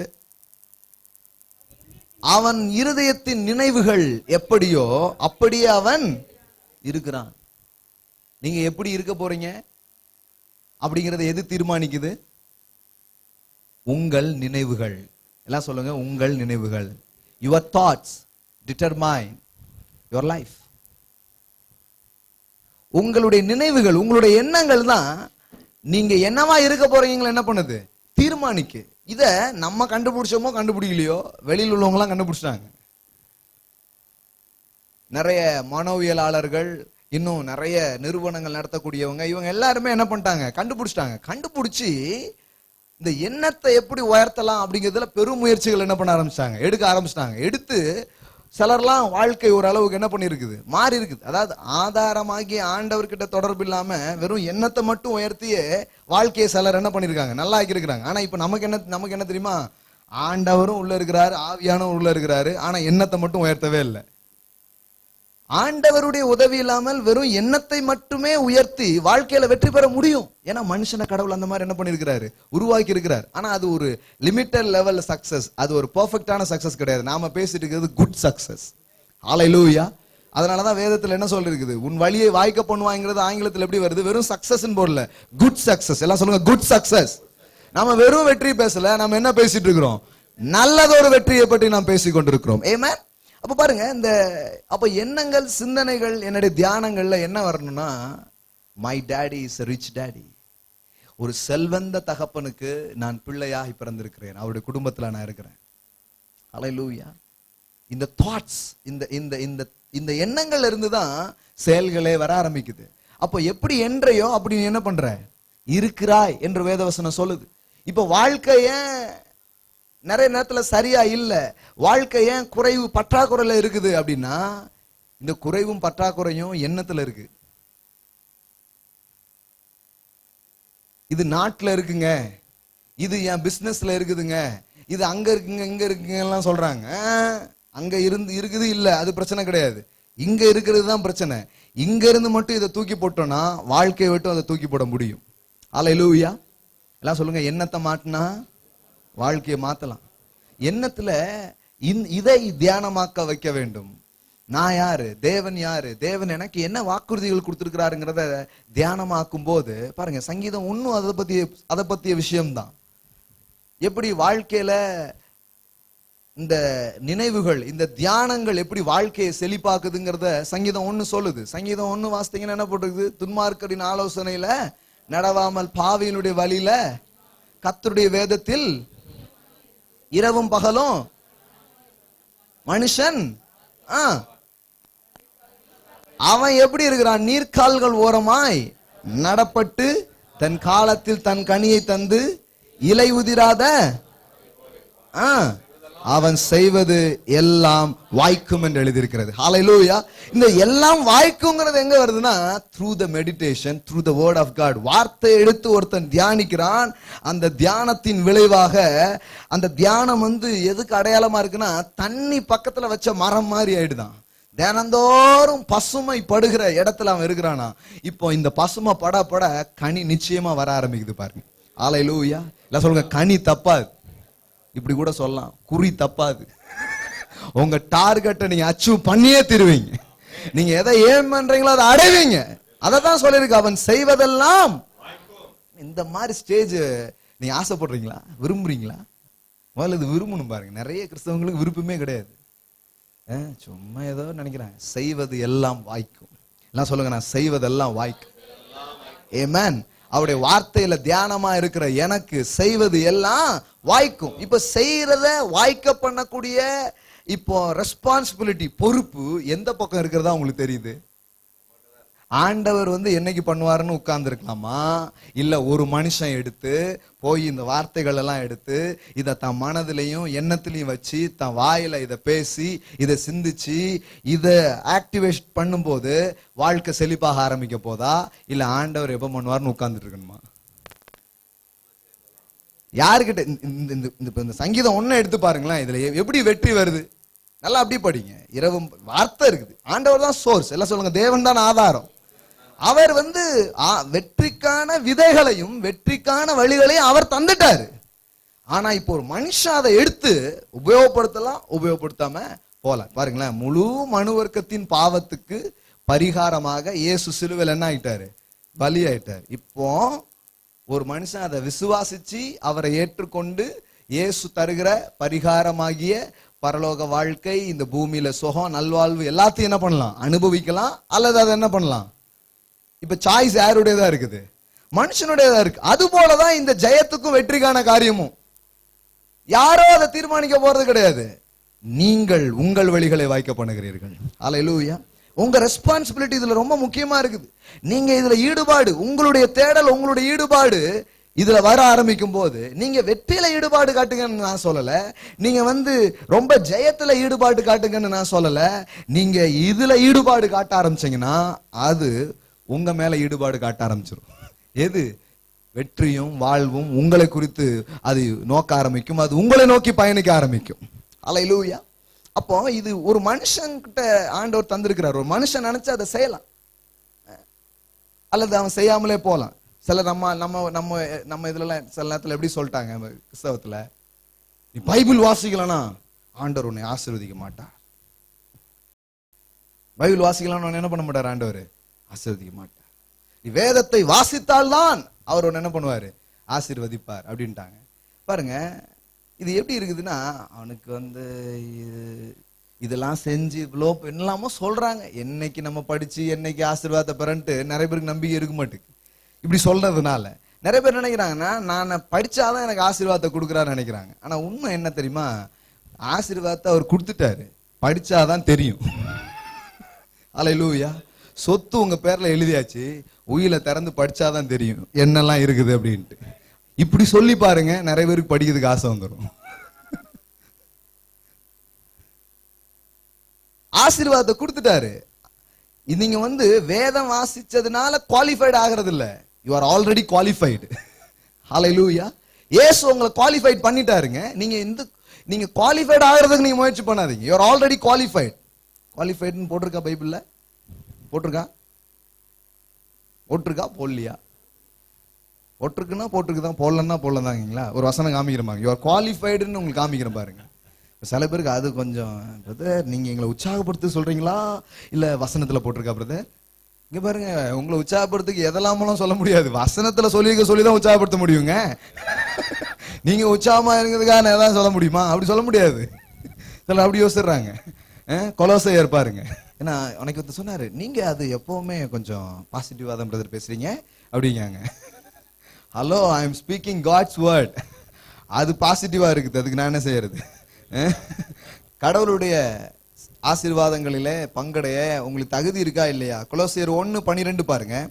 ஒளியில் உள்ள பரிசுத்தவான்களுடைய சுதந்திரத்தில் பங்கடைவதற்கு நம்மை தகுதி உள்ளவர் ஆக்க போறாரா, ஆக்கினவருமா?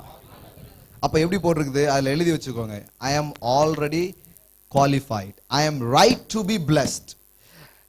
எனக்கு ஆசீர்வாதமா இருக்க என்ன இருக்குது? உரிமை இருக்கிறது. எனக்கு அவர் என்ன பண்ணிட்டாரு?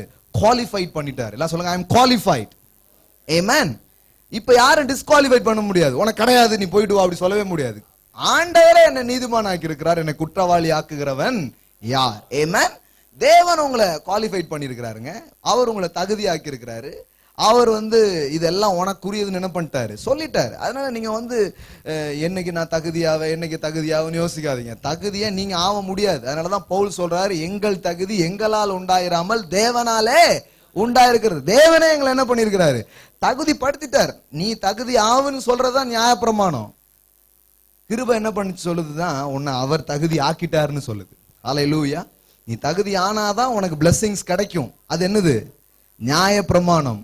இப்ப இயேசு எல்லா ஆசீர்வாதத்தையும் பெற்றுக்கொள்ள உங்களை தகுதி உள்ளவர் ஆக்கினாருங்கிறதா இயேசு செய்த செயலும் கிருபையின் செய்தியுமாக அது இருக்கிறது. ஆமென். எல்லாம் சொல்லுங்க, ஐ அம் குவாலிஃபைட்.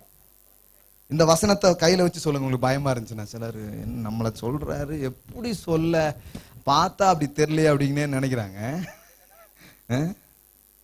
பயப்படாதீங்க. அந்த வசனத்திலே கை வச்சு சொல்லுங்க, ஐ அம் குவாலிஃபைட் இந்த அக்கார்டிங் டு ஐ ஆம் குவாலிஃபைட். நான் தகுதி உள்ளவனா என்ன பண்ணப்பட்டிருக்கிறேன்? ஆக்கப்பட்டிருக்கிறேன். ஆமென்.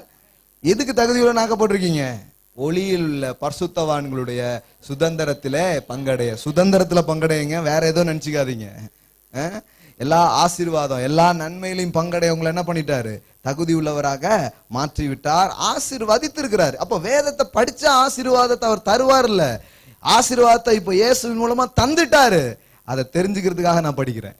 எவ்வளவு தந்திருக்கிறாரு. என்னுடையதுன்னு எண்ணி படிச்சீங்கன்னா எவ்வளவு ஆசையா படிப்பீங்க, யோசித்து பாருங்க. இப்பதான் நான் பாதி வந்திருக்கேன், ஆசீர்வாதத்துக்கு தகுதி ஆயிட்டேனா பிரதர்? ஆதியாகமத்தை தான் தாண்டி இருக்கேன். இன்னைக்கு எப்போ வெளிப்படுத்தல முடிச்சு பைபிளை வாசிச்சு ஆசீர்வாதத்தை தகுதியை பெற அப்படின்னு அவனுக்கு கஷ்டமாயிடுது. ஒரு வருஷத்தில் எப்படி வாசிப்பதெல்லாம் அட்டவணெல்லாம் தேடி என்னெல்லாம் நம்ம பண்றாங்க. ஆனா இப்படி மட்டும் சொல்லி பாருங்க, வாரம் வாரம் ஒவ்வொரு புக்கா காலி பண்ணிட்டே இருப்பாங்க. படிச்சு படிச்சு ஆசையா படிப்பாங்க. ஏன்னா இதெல்லாம் எனக்கு சொந்தம். I am already qualified. புரியுதா உங்களுக்கு? ஒரு முற்போக்கான விதத்துல தான் வேதம் நம்மளை தூண்டுது. அதனாலதான் நான் எப்பவும் அப்படி சொல்றேன் தவிர பைபிள் வேற விதமா சொல்லி நம்ம இப்படி வேற விதமா சொல்றது இல்லை. ஆண்டவர் எப்பவுமே நன்மையினாலதான் ஒரு மனிதனை மாற்றம் அடைய செய்ய விரும்புறார தவிர அவனை பயங்காட்டி அவனை அச்சுறுத்தி நீ என்ன இருக்குது என்ன என்ன நினைக்கிற இப்படிலாம் அவர் அடாவடித்தனம் பண்ணி நம்மளை மாத்த விரும்பல. அப்படிப்பட்ட மாற்றங்கள் தற்காலிக மாற்றமா இருக்குமே தவிர நிரந்தர மாற்றமா அது இருக்காது. ஆமென். பயம் கொஞ்சம் வேணா நிறுத்தி வைக்கும், ஆனா அன்பு நிரந்தரமா மாற்றும். ஹல்லேலூயா. அந்த மாதிரி மாற்றத்தை தான் அவர் நம்ம வாழ்க்கையில என்ன பண்ண விரும்புகிறார்? தர விரும்புகிறார். ஓகே, அப்போ இந்த வேலை தான் அது நடக்குது பாருங்க. ஒரு மனுஷன் என்ன பண்றான்னா கர்த்தருடைய வார்த்தைக்கு ரெஸ்பான்ஸ் பண்ண ஆரம்பிக்கிறான். அதை தன் தியானமாக அவன் ஆக்குறான், தன்னுடைய எண்ணத்துல அதை கொண்டு வர்றான், தன் பேச்சுல அதை கொண்டு வர்றான். இப்படி கொண்டு வர ஆரம்பிக்கும் போது சக்சஸ் இப்ப மேனிஃபெஸ்ட் ஆக ஆரம்பிக்குது. கொஞ்ச நாளைக்கு முன்னாடி நான் உங்களுக்கு சொன்ன, உங்களுக்கு ஞாபகம் இருக்குதான்னு தெரியல, மெடிடேஷன் ஞாபகம் இருக்குதா? மெடிடேஷன், அப்புறம் ரெவலேஷன், மேனிஃபெஸ்டேஷன். திருப்பி திருப்பி பேசலாம் போல. சில நேரம் ஆடியன்ஸும் கொஞ்சம் மாறிடுறீங்க அப்பா இல்ல. எல்லாம் சொல்லுங்க, மெடிடேஷன், ரெவலேஷன், மேனிஃபெஸ்டேஷன். மறுபடியும் சொல்லுங்க, மெடிடேஷன் brings revelation, ரெவலேஷன் என்ன கொண்டு வருது? மேனிஃபெஸ்டேஷன்ஸ். ஹல்லேலூயா. சில எடுத்த உடனே நடக்க மாட்டேங்க. முதல்ல மெடிடேஷன்ஸ் மனசுக்குள்ள வருது, சிந்தைக்குள்ள வருது, உங்க ஆத்துமாக்குள்ள வருது, உங்க ஆத்துமாவை செழிப்பாக்குது. உங்க ஆத்துமால இருந்து பயம் போகுது, தரித்திர எண்ணம் போகுது, கர்த்தர் நல்லவருங்கிற எண்ணம் வருது, நான் நன்றா இருப்பேங்கிற போல உங்க இருதயத்துல அது வருது. உங்கள் உள் உலகம் மாறுகிறது. அதுக்கப்புறம் பாத்தீங்கன்னா வெளி உலகம் அதே மாதிரி இருக்க ஆரம்பிக்கும். ஹல்லேலூயா. ஆமென். உங்க உள் உலகம் எப்படியோ அப்படிதான் வெளி உலகம் இருக்க ஆரம்பிக்குது. இந்த மாதிரி படிப்படியா ஒரு ப்ராக்ரெசிவா சக்சஸ் என்ன பண்ணுது, நடக்குது பாருங்க. இந்த வழியில எந்த மனிதனும் வெற்றி பெற முடியும். everyone can win. எல்லாம் சொல்லுங்க, everyone can win. ஹல்லேலூயா. யாருக்கு வேணாலும் இது சாத்தியம், யார் வேணாலும் இப்ப எடுத்துக்கலாம். இப்ப சக்சஸ்ங்கிறது ஒரு சாய்ஸ் மாதிரி இருக்குது. It's not a chance, it is a choice. எல்லாம் சொல்லுங்க, வெற்றி என்பது ஒரு வாய்ப்பு அல்ல, அது ஒரு தெரிந்தெடுப்பு. It's not a chance, it is a choice. சான்ஸ்னா என்ன? யாருக்காவது கிடைக்கும், கிடைச்சா கிடைக்கும், கிடைக்காம போகும். லக் இருந்தா கிடைக்கும் இல்லாம சொல்றாங்க பாருங்க, அப்படியே ஆயிடுது. சாய்ஸ்னா ஒவ்வொருத்தருமே பண்ண முடியும். நீங்க சாய்ஸ் பண்ணீங்கன்னா கட்டாயமா வெற்றி அடைய முடியும். ஹல்லேலூயா. எல்லாம் சொல்லுங்க, நான் தீர்மானித்தா, நான் முடிவு செய்தா வெற்றி நிச்சயம். ஹல்லேலூயா. எல்லா பகுதிகளிலும் உங்கள் ஆவி, ஆத்துமா, சரீரம், கைகளின் பிரயாசம், குடும்பம், ஊழியம், எந்த பகுதியில் நீங்க வெற்றியை கொண்டு வரனாலும் என்ன பண்ணலாம், கொண்டு வரலாம். மாற்றமே கிடையாது பாருங்க. நிச்சயமான ஒரு காரியமா இருக்கிறது. இதை உறுதியிட்டு ஒவ்வொரு வாரமும் பேசுறோம். ஏன்னா சில காரியம் அவ்வளவு ஸ்ட்ராங்கா உள்ள என்ன பண்ண வேண்டியது இருக்குது, இறங்க வேண்டியது இருக்குது. சும்மா மேலோட்டமா சொல்ல முடியாது பாருங்க. இது வேதம் எவ்வளவு ஆழமா பேசுன்னு திரும்ப திரும்ப சொல்லி உள்ளத்துல அது என்ன பண்ண வேண்டியது, இறக்க வேண்டியது இருக்குது. உள்ளத்துல அப்படி இறங்கி நினைவுகள் அது கலந்து பேச்சும் எப்பவுமே இப்படிதான் இருக்கும், அந்த மாதிரியே இருக்கும். தேவனுடைய வார்த்தையோட ஒத்த விதமாய் சிந்தனை மட்டும் இல்ல, பேச்சுமே அப்படி இருக்க ஆரம்பிக்கும். இது ரெண்டும் அப்படி ஆக ஆரம்பிக்கும் போது நடக்கையே மாறுது. ஹல்லேலூயா. இப்ப நீங்களே பாருங்களேன், ஜோஷுவா 1:8 மறுபடியும் எடுத்து பாருங்க. என்ன போட்டிருக்குது? இந்த நியாயப்பிரமாண புஸ்தகம் முதல்ல எங்க வைக்கிறாங்க? வாயை விட்டு பிரியாதிருப்பதாக, இதில் எழுதிக்கிறபடி எல்லாம் செய்ய, அதை இரவும் பகலும். அதாவது 5 நிமிஷம் இதை யோசி, அதுக்கப்புறம் ஃபுல்லா வேற எதையாவது யோசி, அப்படி சொல்லல. இரவும் பகலும்னா ராத்திரி பகலுமா பகலே படிச்சுட்டு இருக்கணுமா? வேற வீட்டுக்கு போக வேண்டாமா? இல்ல வேற எதுவும் செய்ய வேண்டாமா? அந்த அர்த்தத்துல சொல்லங்க. நீங்க எப்பவும் எதையோ ஒன்ன சிந்திக்கிறீங்க இல்லையா? உங்க குடும்பத்தை பற்றியோ, உங்க வாழ்க்கையின் பிரச்சனைகளை பற்றியோ, தேவைகளை பற்றியோ உங்களுக்கு ஒரு சிந்தனை வரும்போது, அந்த சிந்தனை வார்த்தைக்கு ஒத்த சிந்தனையா இருக்குதா? அதான் விஷயம். அதான் இரவும் பகலும் தியானிக்கிறது. இரவும் பகலும் தியானிங்கன்னா இப்படியே கையில வச்சுக்கிட்டே எப்படியா இரவும் பகலும், சிலர்லாம் படிச்சுட்டு இரவும் பகலும் தியானிக்க சொல்லிருக்கு. ஒண்ணு பைபிளை ஃபுல்லா உட்காந்து படிக்கணும், இல்ல வேலைக்கு போயிடணும். சிலர் பார்த்தாங்க, சிலர் வேலையை விட்டுட்டு பைபிள் மட்டும் படிக்க ஆரம்பிச்சிட்டாங்க. அப்பவும் நல்ல கண்ணாடி போட்டு படிக்கிறதுனால ஒன்னும் ஜெலிப்பு கிளிப்பு வரல. சிலர் அங்க போய் பார்த்துட்டு ஏதோ கொஞ்சம் என்ன பண்ணிருக்காங்க பார்த்துருக்காங்க. அதனாலதான் சிலருக்கு இது மேலாம் ஒரு பெரிய இது அபிப்பிராயமே இல்லாம போயிடுச்சு. இப்போ என்ன பண்றது, நான் முன்னாடியே கிறிஸ்தவன் அதனால அப்படி இருக்குதுன்னு ஒரு ட்ரெடிஷனலை மெயின்டைன் பண்ணதுக்கு தான் போயிட்டு இருக்காங்களே தவிர, இதுல இருக்கிற ஜீவன் நிறைய நேரத்துல மக்களுக்கு புரியாமலே போயிடுச்சு பாருங்க. அப்படி கிடையாது. இது நிச்சயமான பதிலையும் மாற்றத்தையும் கொண்டு வருகிற காரியமாக இருக்கிறது. ஆமென், ஹல்லேலூயா. அதுல அப்ப பாருங்க, இரவும் பகலும் அதை அப்பொழுது அப்பொழுது புத்திமானாக நடந்து கொள்வாய். எல்லாம் சொல்லுங்க, நடந்து கொள்வாய். இந்த நடந்து கொள்ளுதல் எப்போ வருது? லாஸ்ட்ல வருது. எல்லாம் சொல்லுங்க, நடந்து கொள்ளுதல். ஆனா நம்ம எடுத்த உடனே படிச்சியா படிச்சியா நடக்கிறியா நீ அப்படின்னு கேக்குறது. அவன் ஓடிடுறான். நம்மளால நடக்கவே முடியல பிரதர், நீங்க வேணா நடந்துக்கோங்க அப்படின்னு போயிட்டான். நிறைய பேர் எடுத்த உடனே நடந்து கொள்வதை பத்தி வரலங்க. இந்த நடந்து கொள்ளுங்கிறது ஒரு ஃப்ரூட். நீங்க எந்த மரத்திலையும் குத்துனா பழம் வந்துடாது. அந்த மரத்துக்கு நல்ல தண்ணி பாய்ச்சி, நல்ல சூழல் கொடுத்து, நல்ல ஒரு என்விரான்மெண்ட் எல்லாம் அதுக்கு நீங்க அமைச்சு கொடுத்தீங்கன்னா பழம் தன்னால வரும். எல்லாம் சொல்லுங்க, நடத்தை என்பது தன்னால வரும். ஹல்லேலூயா. நீங்க குத்துறதுனால அப்படியே மொழி பிதுங்கி வேணா கொஞ்சம் ஏதாவது நடப்பாங்க. அதுக்கப்புறம் நீங்க அந்த பக்கம் போனீங்கன்னா அவங்களும் வேற மாதிரி போயிடுவாங்க. அது நிரந்தரமா அப்படி உங்க வாழ்க்கையில என்ன வராது, மாற்றம் வராது. எப்பவுமே தெரிஞ்சுக்கோங்க, எஃபர்ட் எடுத்து மாறுறது அல்ல. Christian change is effortless change.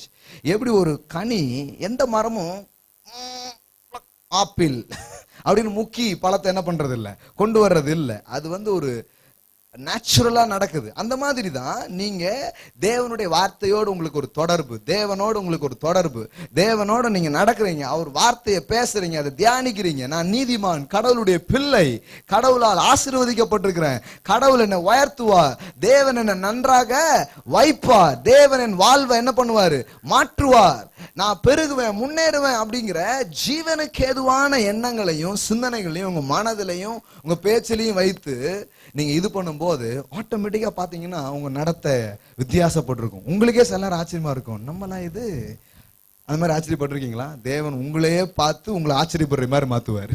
ஹல்லேலூயா. முன்னாடிலாம் நம்ம வேற மாதிரி இருப்போம், இப்ப எப்படி நானே உங்களே ஒரு வியப்பா உங்களுக்கு காமிச்சிருக்கிறாரா? அப்ப இது உங்களால் நடக்கலையா? இது தேவ வார்த்தையாலும் தேவ ஆவினாலும் நடந்த மாற்றங்களாக இருக்கிறது. ஆமென். இது நடக்குது பாருங்க தன்னால். அப்ப எடுத்த உடனே நடந்தியான்னா நடக்க முடியாது. அதனாலதான் நீங்க யாக்கோபுல பாத்தீங்கன்னா ரொம்ப தெளிவா வருது பாருங்க. யாக்கோபு 1ஆம் அதிகாரம் 22 பாருங்க. அல்லாமலும் நீங்கள் உங்களை வஞ்சியாதபடிக்கு அதன்படி, இதுதான் எல்லா இடத்துலயும் சொல்லுவாங்க, நான் பார்த்திருக்கேன். வசனத்தை கேட்கிறவர்களாய் மாத்திரமல்ல, அதன்படி செய்கிறவெல்லாம் இருப்போம், செய்யலாம் இருப்போம், எல்லா பிரசங்கத்திலையும் சொல்லுவாங்க. சொல்லும் போதே ஒரு மாதிரி பாரமா இருக்கும். ஏன்னா செய்யணுமாமே அப்படின்ட்டு ஒரே பேர்டனா இருக்கும். ஆனா செய்யணும்னு ஆசை, முடிய மாட்டேங்க அப்படிங்கிறதும் ஒரு வருத்தம் உள்ள இருக்குது. ஆனா எப்படி இது நடக்குது பாருங்க, அந்த ஹோல் கான்டெக்ஸ்ட் பாருங்க, அது என்ன சொல்ல வருதுன்னு உங்களுக்கு நல்லாவே புரியும் பாருங்க. என்ன சொல்லிக்கிட்டு பாருங்க, செயலை பத்தி அது பேசுதா, இல்ல நம்ம பேசிட்டு இருக்கிறோமே உள்ளுக்குள்ள நடக்கக்கூடிய எண்ணம் தியானம் இதனால செயல் வருதா, எப்படி பேசுது பாருங்க. பைபிள் ஒரு இடத்துல இன்னொரு இடத்துல இன்னொன்னு சொல்லாது. ஹோலா அது சொல்ல வர்ற சத்தியம் என்னது ஒண்ணுதான் பாருங்க. என்ன சொல்ல வருது பாருங்க. ஏன் இந்த செயல்ல நிறைய பேருக்கு அது வரமாட்டுக்கு அப்படின்னா 23 பாருங்க. எண்ணத்தினால் எனில் ஒருவன் திருவசனத்தை கேட்டும் அதன்படி செய்யாதவனானால் கண்ணாடியிலே தன் சுவாப முகத்தை பார்க்கிற மனுஷனுக்கு அவன் தன்னைத்தானே பார்த்து அவ்விடம் போனவுடனே தன் சாயல் இன்னதென்பதை. இப்ப ஏன் இந்த ஆள் நடந்துக்க மாட்டுக்கான்? ஏன்னா தன் சாயல் இன்னதென்பதை அவன் என்ன பண்ணிட்டான்? மறந்துட்டான். கண்ணாடியில முகத்தை பார்க்கிறதுனா எதை சொல்லிருக்குது? வேதவசனம் என்னது? கண்ணாடி. எல்லாம் சொல்லுங்க, God's word is a mirror. அது ஒரு கண்ணாடி. இந்த கண்ணாடியில நீங்க நிஜமான கண்ணாடியில போனீங்கன்னா என்ன காமிக்கும்? இந்த சரீரத்துல நீங்க என்னவா இருக்கிறீங்கன்னு உங்களுக்கு காமிக்கும். ஆனா தேவனுடைய வார்த்தைங்கிற கண்ணாடியில போய் நின்னீங்கன்னா கிறிஸ்துவுக்குள்ள நீங்க யாருங்கிறத உங்களுக்கு என்ன பண்ணுது? காண்பிக்கும். நீங்க யாரா இருக்கிறீங்க? அன்னைக்கு செமினார்ல பேசும்போது சொன்னேன் இல்லையா, அவர் இருக்கிற பிரகாரமாக நாமும் இவ்வுலகத்தில் இருக்கணுமா? இருக்கிறோமா? இருக்கிறோம்.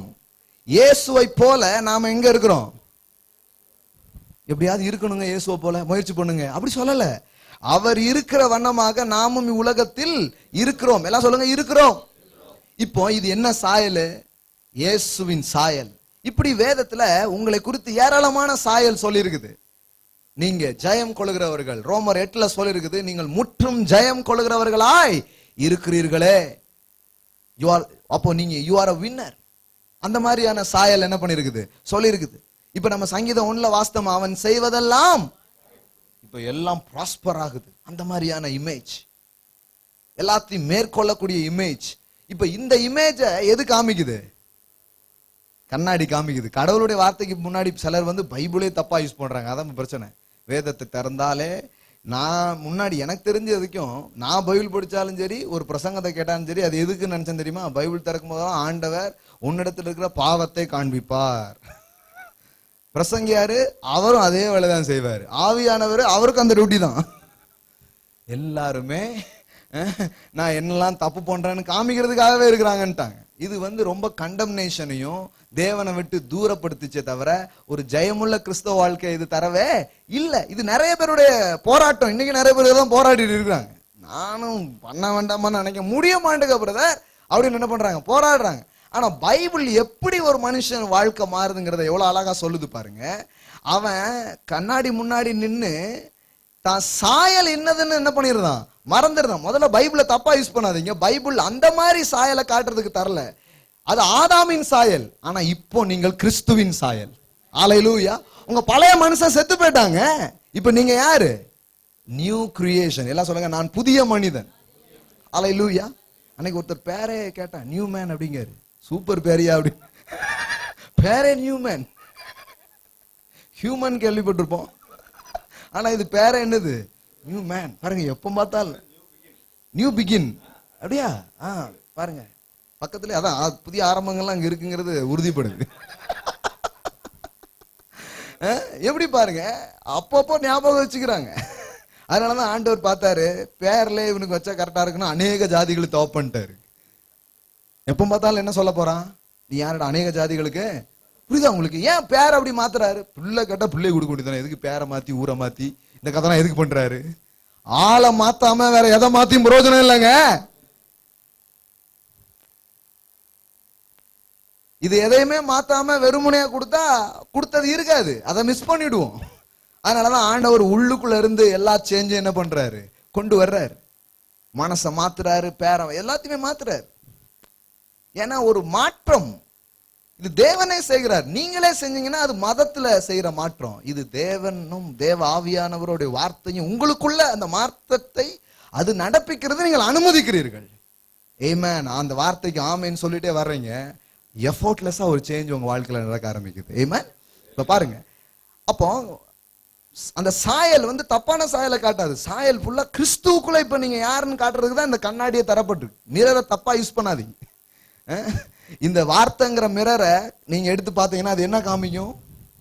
உங்களுக்குள்ள இருக்கிற மகிமையான காரியங்களை காமிக்கும். நீங்க தேவனுடைய பிள்ளைன்னு சொல்ல. இப்ப வாஸ்தவமே, கிறிஸ்துவுக்கு நீங்கள் உடன் சுதந்திரர், நீங்கள் தேவனுடைய வாரிசு, நீங்கள் அதிகாரம் உள்ளவராக இருக்கிறீர்கள், நீங்கள் மன்னிக்கப்பட்டிருக்கிறீர்கள், அவருடைய தழும்புகளால் நீங்கள் குணம் ஆனீர்கள். எபேசியர் 1:3 படி நீங்கள் ஆசீர்வதிக்கப்பட்டவர்கள். இந்த மாதிரி சாயலை தான் வேதவசனம் காமிக்குது. அதனாலதான் நிருபங்கள்லாம் எடுத்து படிக்க வேண்டியது ரொம்ப அவசியம். ஏன்னா அந்த நிருபங்கள்ல தான் இப்போ கிறிஸ்துவுக்குள்ள நீங்க என்னவா இருக்கீங்கிறத பற்றிய நிறைய செய்திகளை நீங்க என்ன பண்ணுவீங்க, படிப்பீங்க. அதுல சொல்லும் நீங்கள் பலவீனம் நினைப்பீங்க. ஆனா இங்க போய் படிச்சீங்கன்னா, என்னை பலப்படுத்துகிற கிறிஸ்துவினாலே எல்லாவற்றையும் செய்ய எனக்கு, இப்போ பலனுள்ள சாயலை நீங்க அங்க பாப்பீங்க. இப்போ நீங்க எந்த சாயலை பாக்குறீங்களோ அந்த சாயலுக்கு ஒப்பாய் நீங்கள் மறுரூபமாவீர்கள். அல்லேலூயா. கொஞ்ச நாளைக்கு முன்னாடி பேசினேன், 10 வாரம் பேசினேன். நீங்க என்ன பாக்குறீங்களோ அதை தான் நீங்க பெற்றுக்கொள்வீங்க அப்படின்னு சொல்லிட்டு. ஞாபகம் இருக்குதா? அதனாலதான் ஆபிரகாம்கிட்ட சில விஷயத்தெல்லாம் பார்க்க சொன்னார். புல்ல கட்டா நட்சத்திரத்தை பாருங்காரு, மணலை பாருங்கிறாரு. பெருக்கத்தை பார்க்காம பெருக்கத்தை அனுபவிக்கவே முடியாது. அல்லேலூயா. யாராவது கொண்டு பெருக்கத்தை திணிச்சிட்டு போனா கூட அது அந்த பக்கமா போயிடும். ஏன்னா புத்தியில வரலையே பெருக்கம். புத்தியில வராத பெருக்கத்தை யாராவது கொண்டு வந்து கொடுத்தா கூட அங்க நிக்கவே முடியாது பாருங்க. அதனாலதான் ஆண்டவர் டோட்டலா லைஃபே மாத்துறாரு. எல்லாம் சொல்லுங்க, லைஃப் சேஞ்சிங். ஆமென். சிலர் நினைச்சுக்கிறாங்க இந்த நம்ம சொல்ற இந்த ஆசீர்வாதம் ஏதோ எப்படியோ கொடுத்துறாரு. இல்ல, இது ஒரு ஒரு வாழ்க்கையே மாற்றம் நடக்குது. இந்த ஆசீர்வாத பயணத்துல என்ன நடக்குதுன்னா, நாமளே அப்படியே மாறுறோம். மாற மாற அந்த பெருக்கமும் அந்த நிறைவும் அப்படியே மேனிஃபெஸ்ட் ஆகவே ஆரம்பிக்குது. அல்லேலூயா. அதான் பாருங்க நல்ல விதத்துல நடக்கக்கூடிய ப்ராக்ரஸ் பாருங்க. அப்போ சாயல், எல்லாம் சொல்லுங்க சாயல். என்ன சாயல்? இப்ப தப்பான சாயல் அது காட்டாது. நீங்க குற்றவாளின்னு காட்டுறதுக்கு இது என்ன பண்ணல, தரல. இந்த முழு வேதமும் கிறிஸ்துவுக்குள்ள நீ யாருங்கிறத உங்களுக்கு காமிச்சுட்டே இருக்கும். சில நேரத்துல இந்த சாயலை மக்கள் மறந்துடுறாங்க. பவுல் அப்போஸ்தலன் டைம்ல நீங்க பாத்தீங்கன்னா, பவுல் அப்போஸ்தலன் சொல்றாரு, நீங்கள் தேவனுடைய ஆலயம் என்றும் தேவனுடைய ஆவியானவர் உங்களிலே வாசமா இருக்கிறார் என்றும் நீங்கள் அறியீர்களா? எப்படியாவது ஆலயமா ஆவுங்க, தூத்து பெருக்கி சுத்தமா வச்சு நீ கோயிலாக மாறு, அப்படி சொல்லல. You are the temple of God. உனக்கு தெரியுமான்னு கேட்கிறாரு. அப்போ இந்த மாதிரி சாயலை தான் இந்த வசனம் உங்களுக்கு முன்னாடி என்ன பண்ணுது, வைக்குது. இந்த சாயலை நீங்க பார்க்கும்போது இந்த இடத்துல என்ன பிரச்சனை? அந்த சாயலை அவன் கண்டு அந்த ஆள் என்ன பண்ணிடுறாரு, இல்ல சொல்லுங்க, மறந்துடுறாரு. இப்ப சாயல் மறந்த உடனே என்ன என்ன நடக்குது?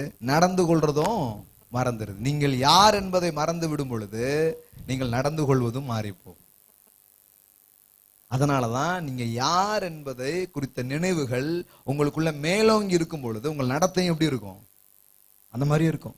இப்ப நடந்து கொள்றத பத்தி இங்க ஆழமா பேசுதா, உங்க சாயலை ஞாபகமா வச்சுக்கிறது ஆழமா பேசுதா?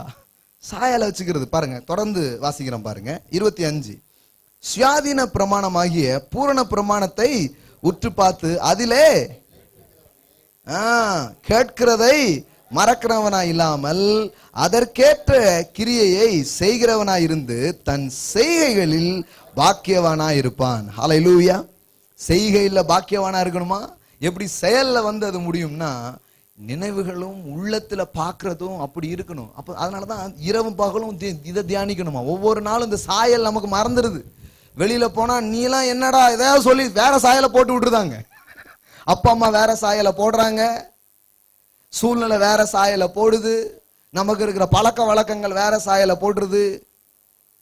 நீ ஒரு அடிமை, நீ இந்த பழக்கத்துக்கு அடிமை, நீ அப்படி இப்படின்னு ஒவ்வொருத்தரும் ஒவ்வொரு சாயலை நமக்குள்ள போட்டுக்கிட்டே இருக்கிறாங்க. நாம கொஞ்சம் விழிப்பா இருக்கணும். என் சாயல் என்ன அப்படின்னு சொல்லிட்டு. என் சாயல் என்னன்னா, அவர் இருக்கிற பிரகாரமாய் நானும் இந்த பூமியில இருக்கிறேன். ஹல்லேலூயா. இப்போ இந்த இமேஜ் உள்ள வந்த உடனே அங்க என்ன வருது? செய்கையில அவன் எப்படி இருக்கிறான்? பாக்கியவனாக இருக்க ஆரம்பிக்கிறான். ஆமென். எல்லாம் சொல்லுங்க, மெடிடேஷன், ரெவலேஷன், மேனிஃபெஸ்டேஷன். நல்லா சொல்லுங்க, மெடிடேஷன், ரெவலேஷன், மேனிஃபெஸ்டேஷன். நீங்க இப்படி தியானம் பண்ணிக்கொண்டே இருக்கும் பொழுது இந்த வார்த்தைகளில் பாருங்க, உற்று பார்த்துன்னு போட்டுருக்கு பாருங்க.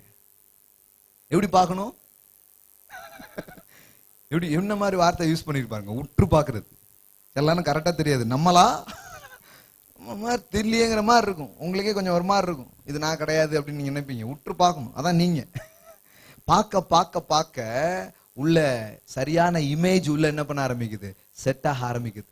உள்ள சரியான இமேஜ் உள்ள வந்துருச்சுன்னு வைங்களேன். அடிக்கடி சொல்ல, இந்த பிக்சர் உள்ள வந்துட்டனாலே the picture decide your future. Hallelujah. The picture decide your future. இந்த படம் தான் உங்க எதிர்காலத்தை என்ன பண்ணுது, உருவாக்குது. இப்ப ஏன் வெளியில வேற மாதிரி பிரிண்ட் அவுட் வருதுன்னா, உள்ள படமே கரெக்டா இல்ல. அதனாலதான் பிரிண்ட் அவுட் போடும்போது தப்பு தப்பா என்ன பண்ணுது வருது. நிறைய பேர் அதை பார்த்துட்டு நான் தப்பானவனே நினைச்சிடறாங்க. இல்ல உள்ள ராங்கா வரைஞ்சு வச்சிருக்குது. இப்ப கரெக்டா வரையணும். வார்த்தை இமேஜ கொண்டு வருது. எல்லாம் சொல்லுங்க, வேர்ட் மேக்ஸ் த பிக்சர். வார்த்தை இவ்வளவு நேரம் பேசுனா அந்த வார்த்தை பேச பேச என்ன உண்டாகுதுன்னு நினைக்கிறீங்க? படம் உண்டாகுதுங்க.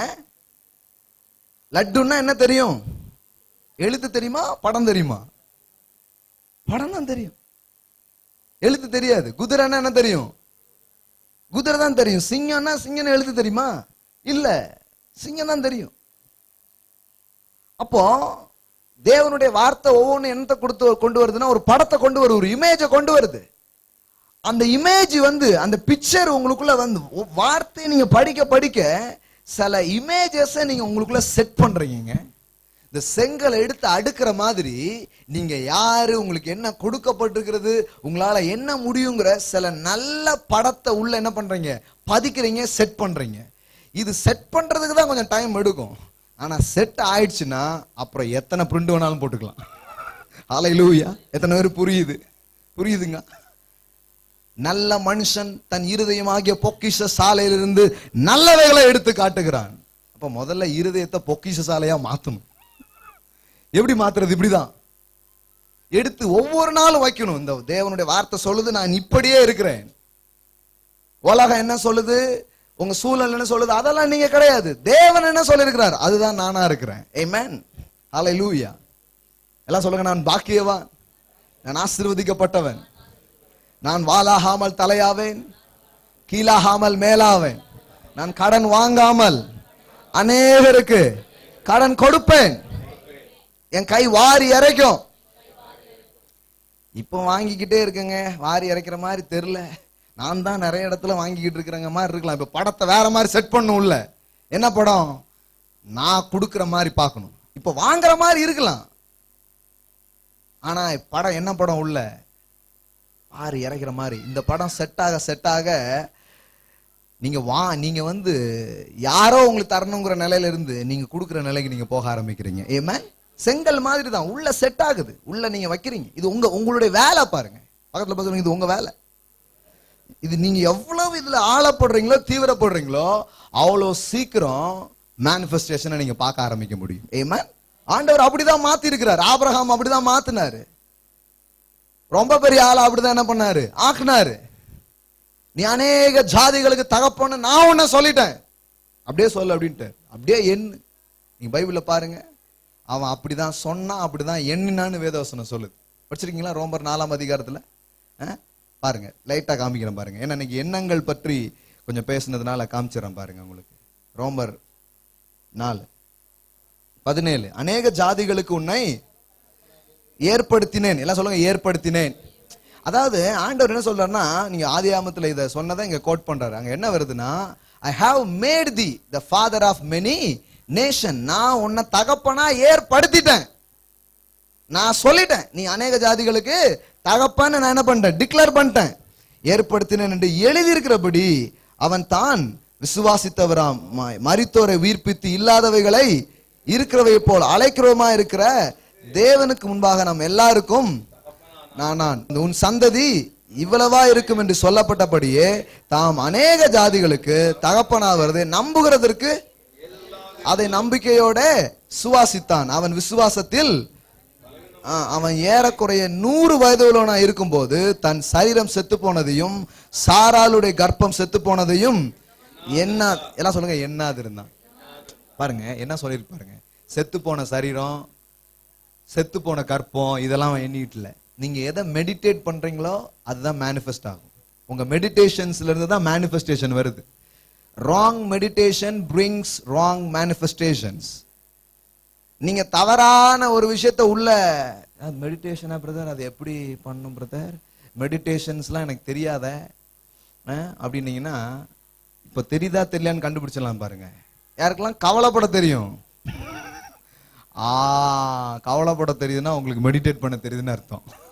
கவலை எப்படி வருது, அவன் அப்படி சொல்லிட்டான், அவன் அப்படி பேசிட்டான், இவன் இப்படி நடந்துட்டான், அப்படியே தியானம் உள்ள ஓடு. அதை எப்படி பண்ண போறேன், இது எப்படி செய்ய போறேன், இல்லாது இருக்காது எல்லாத்தையும் சேர்த்து போட்டு யோசிங்க பாருங்க. தெரியுதா? அப்படியே யோசிக்க யோசிக்க கவலை உள்ள அப்படியே பில்ட் ஆகுது பாருங்க.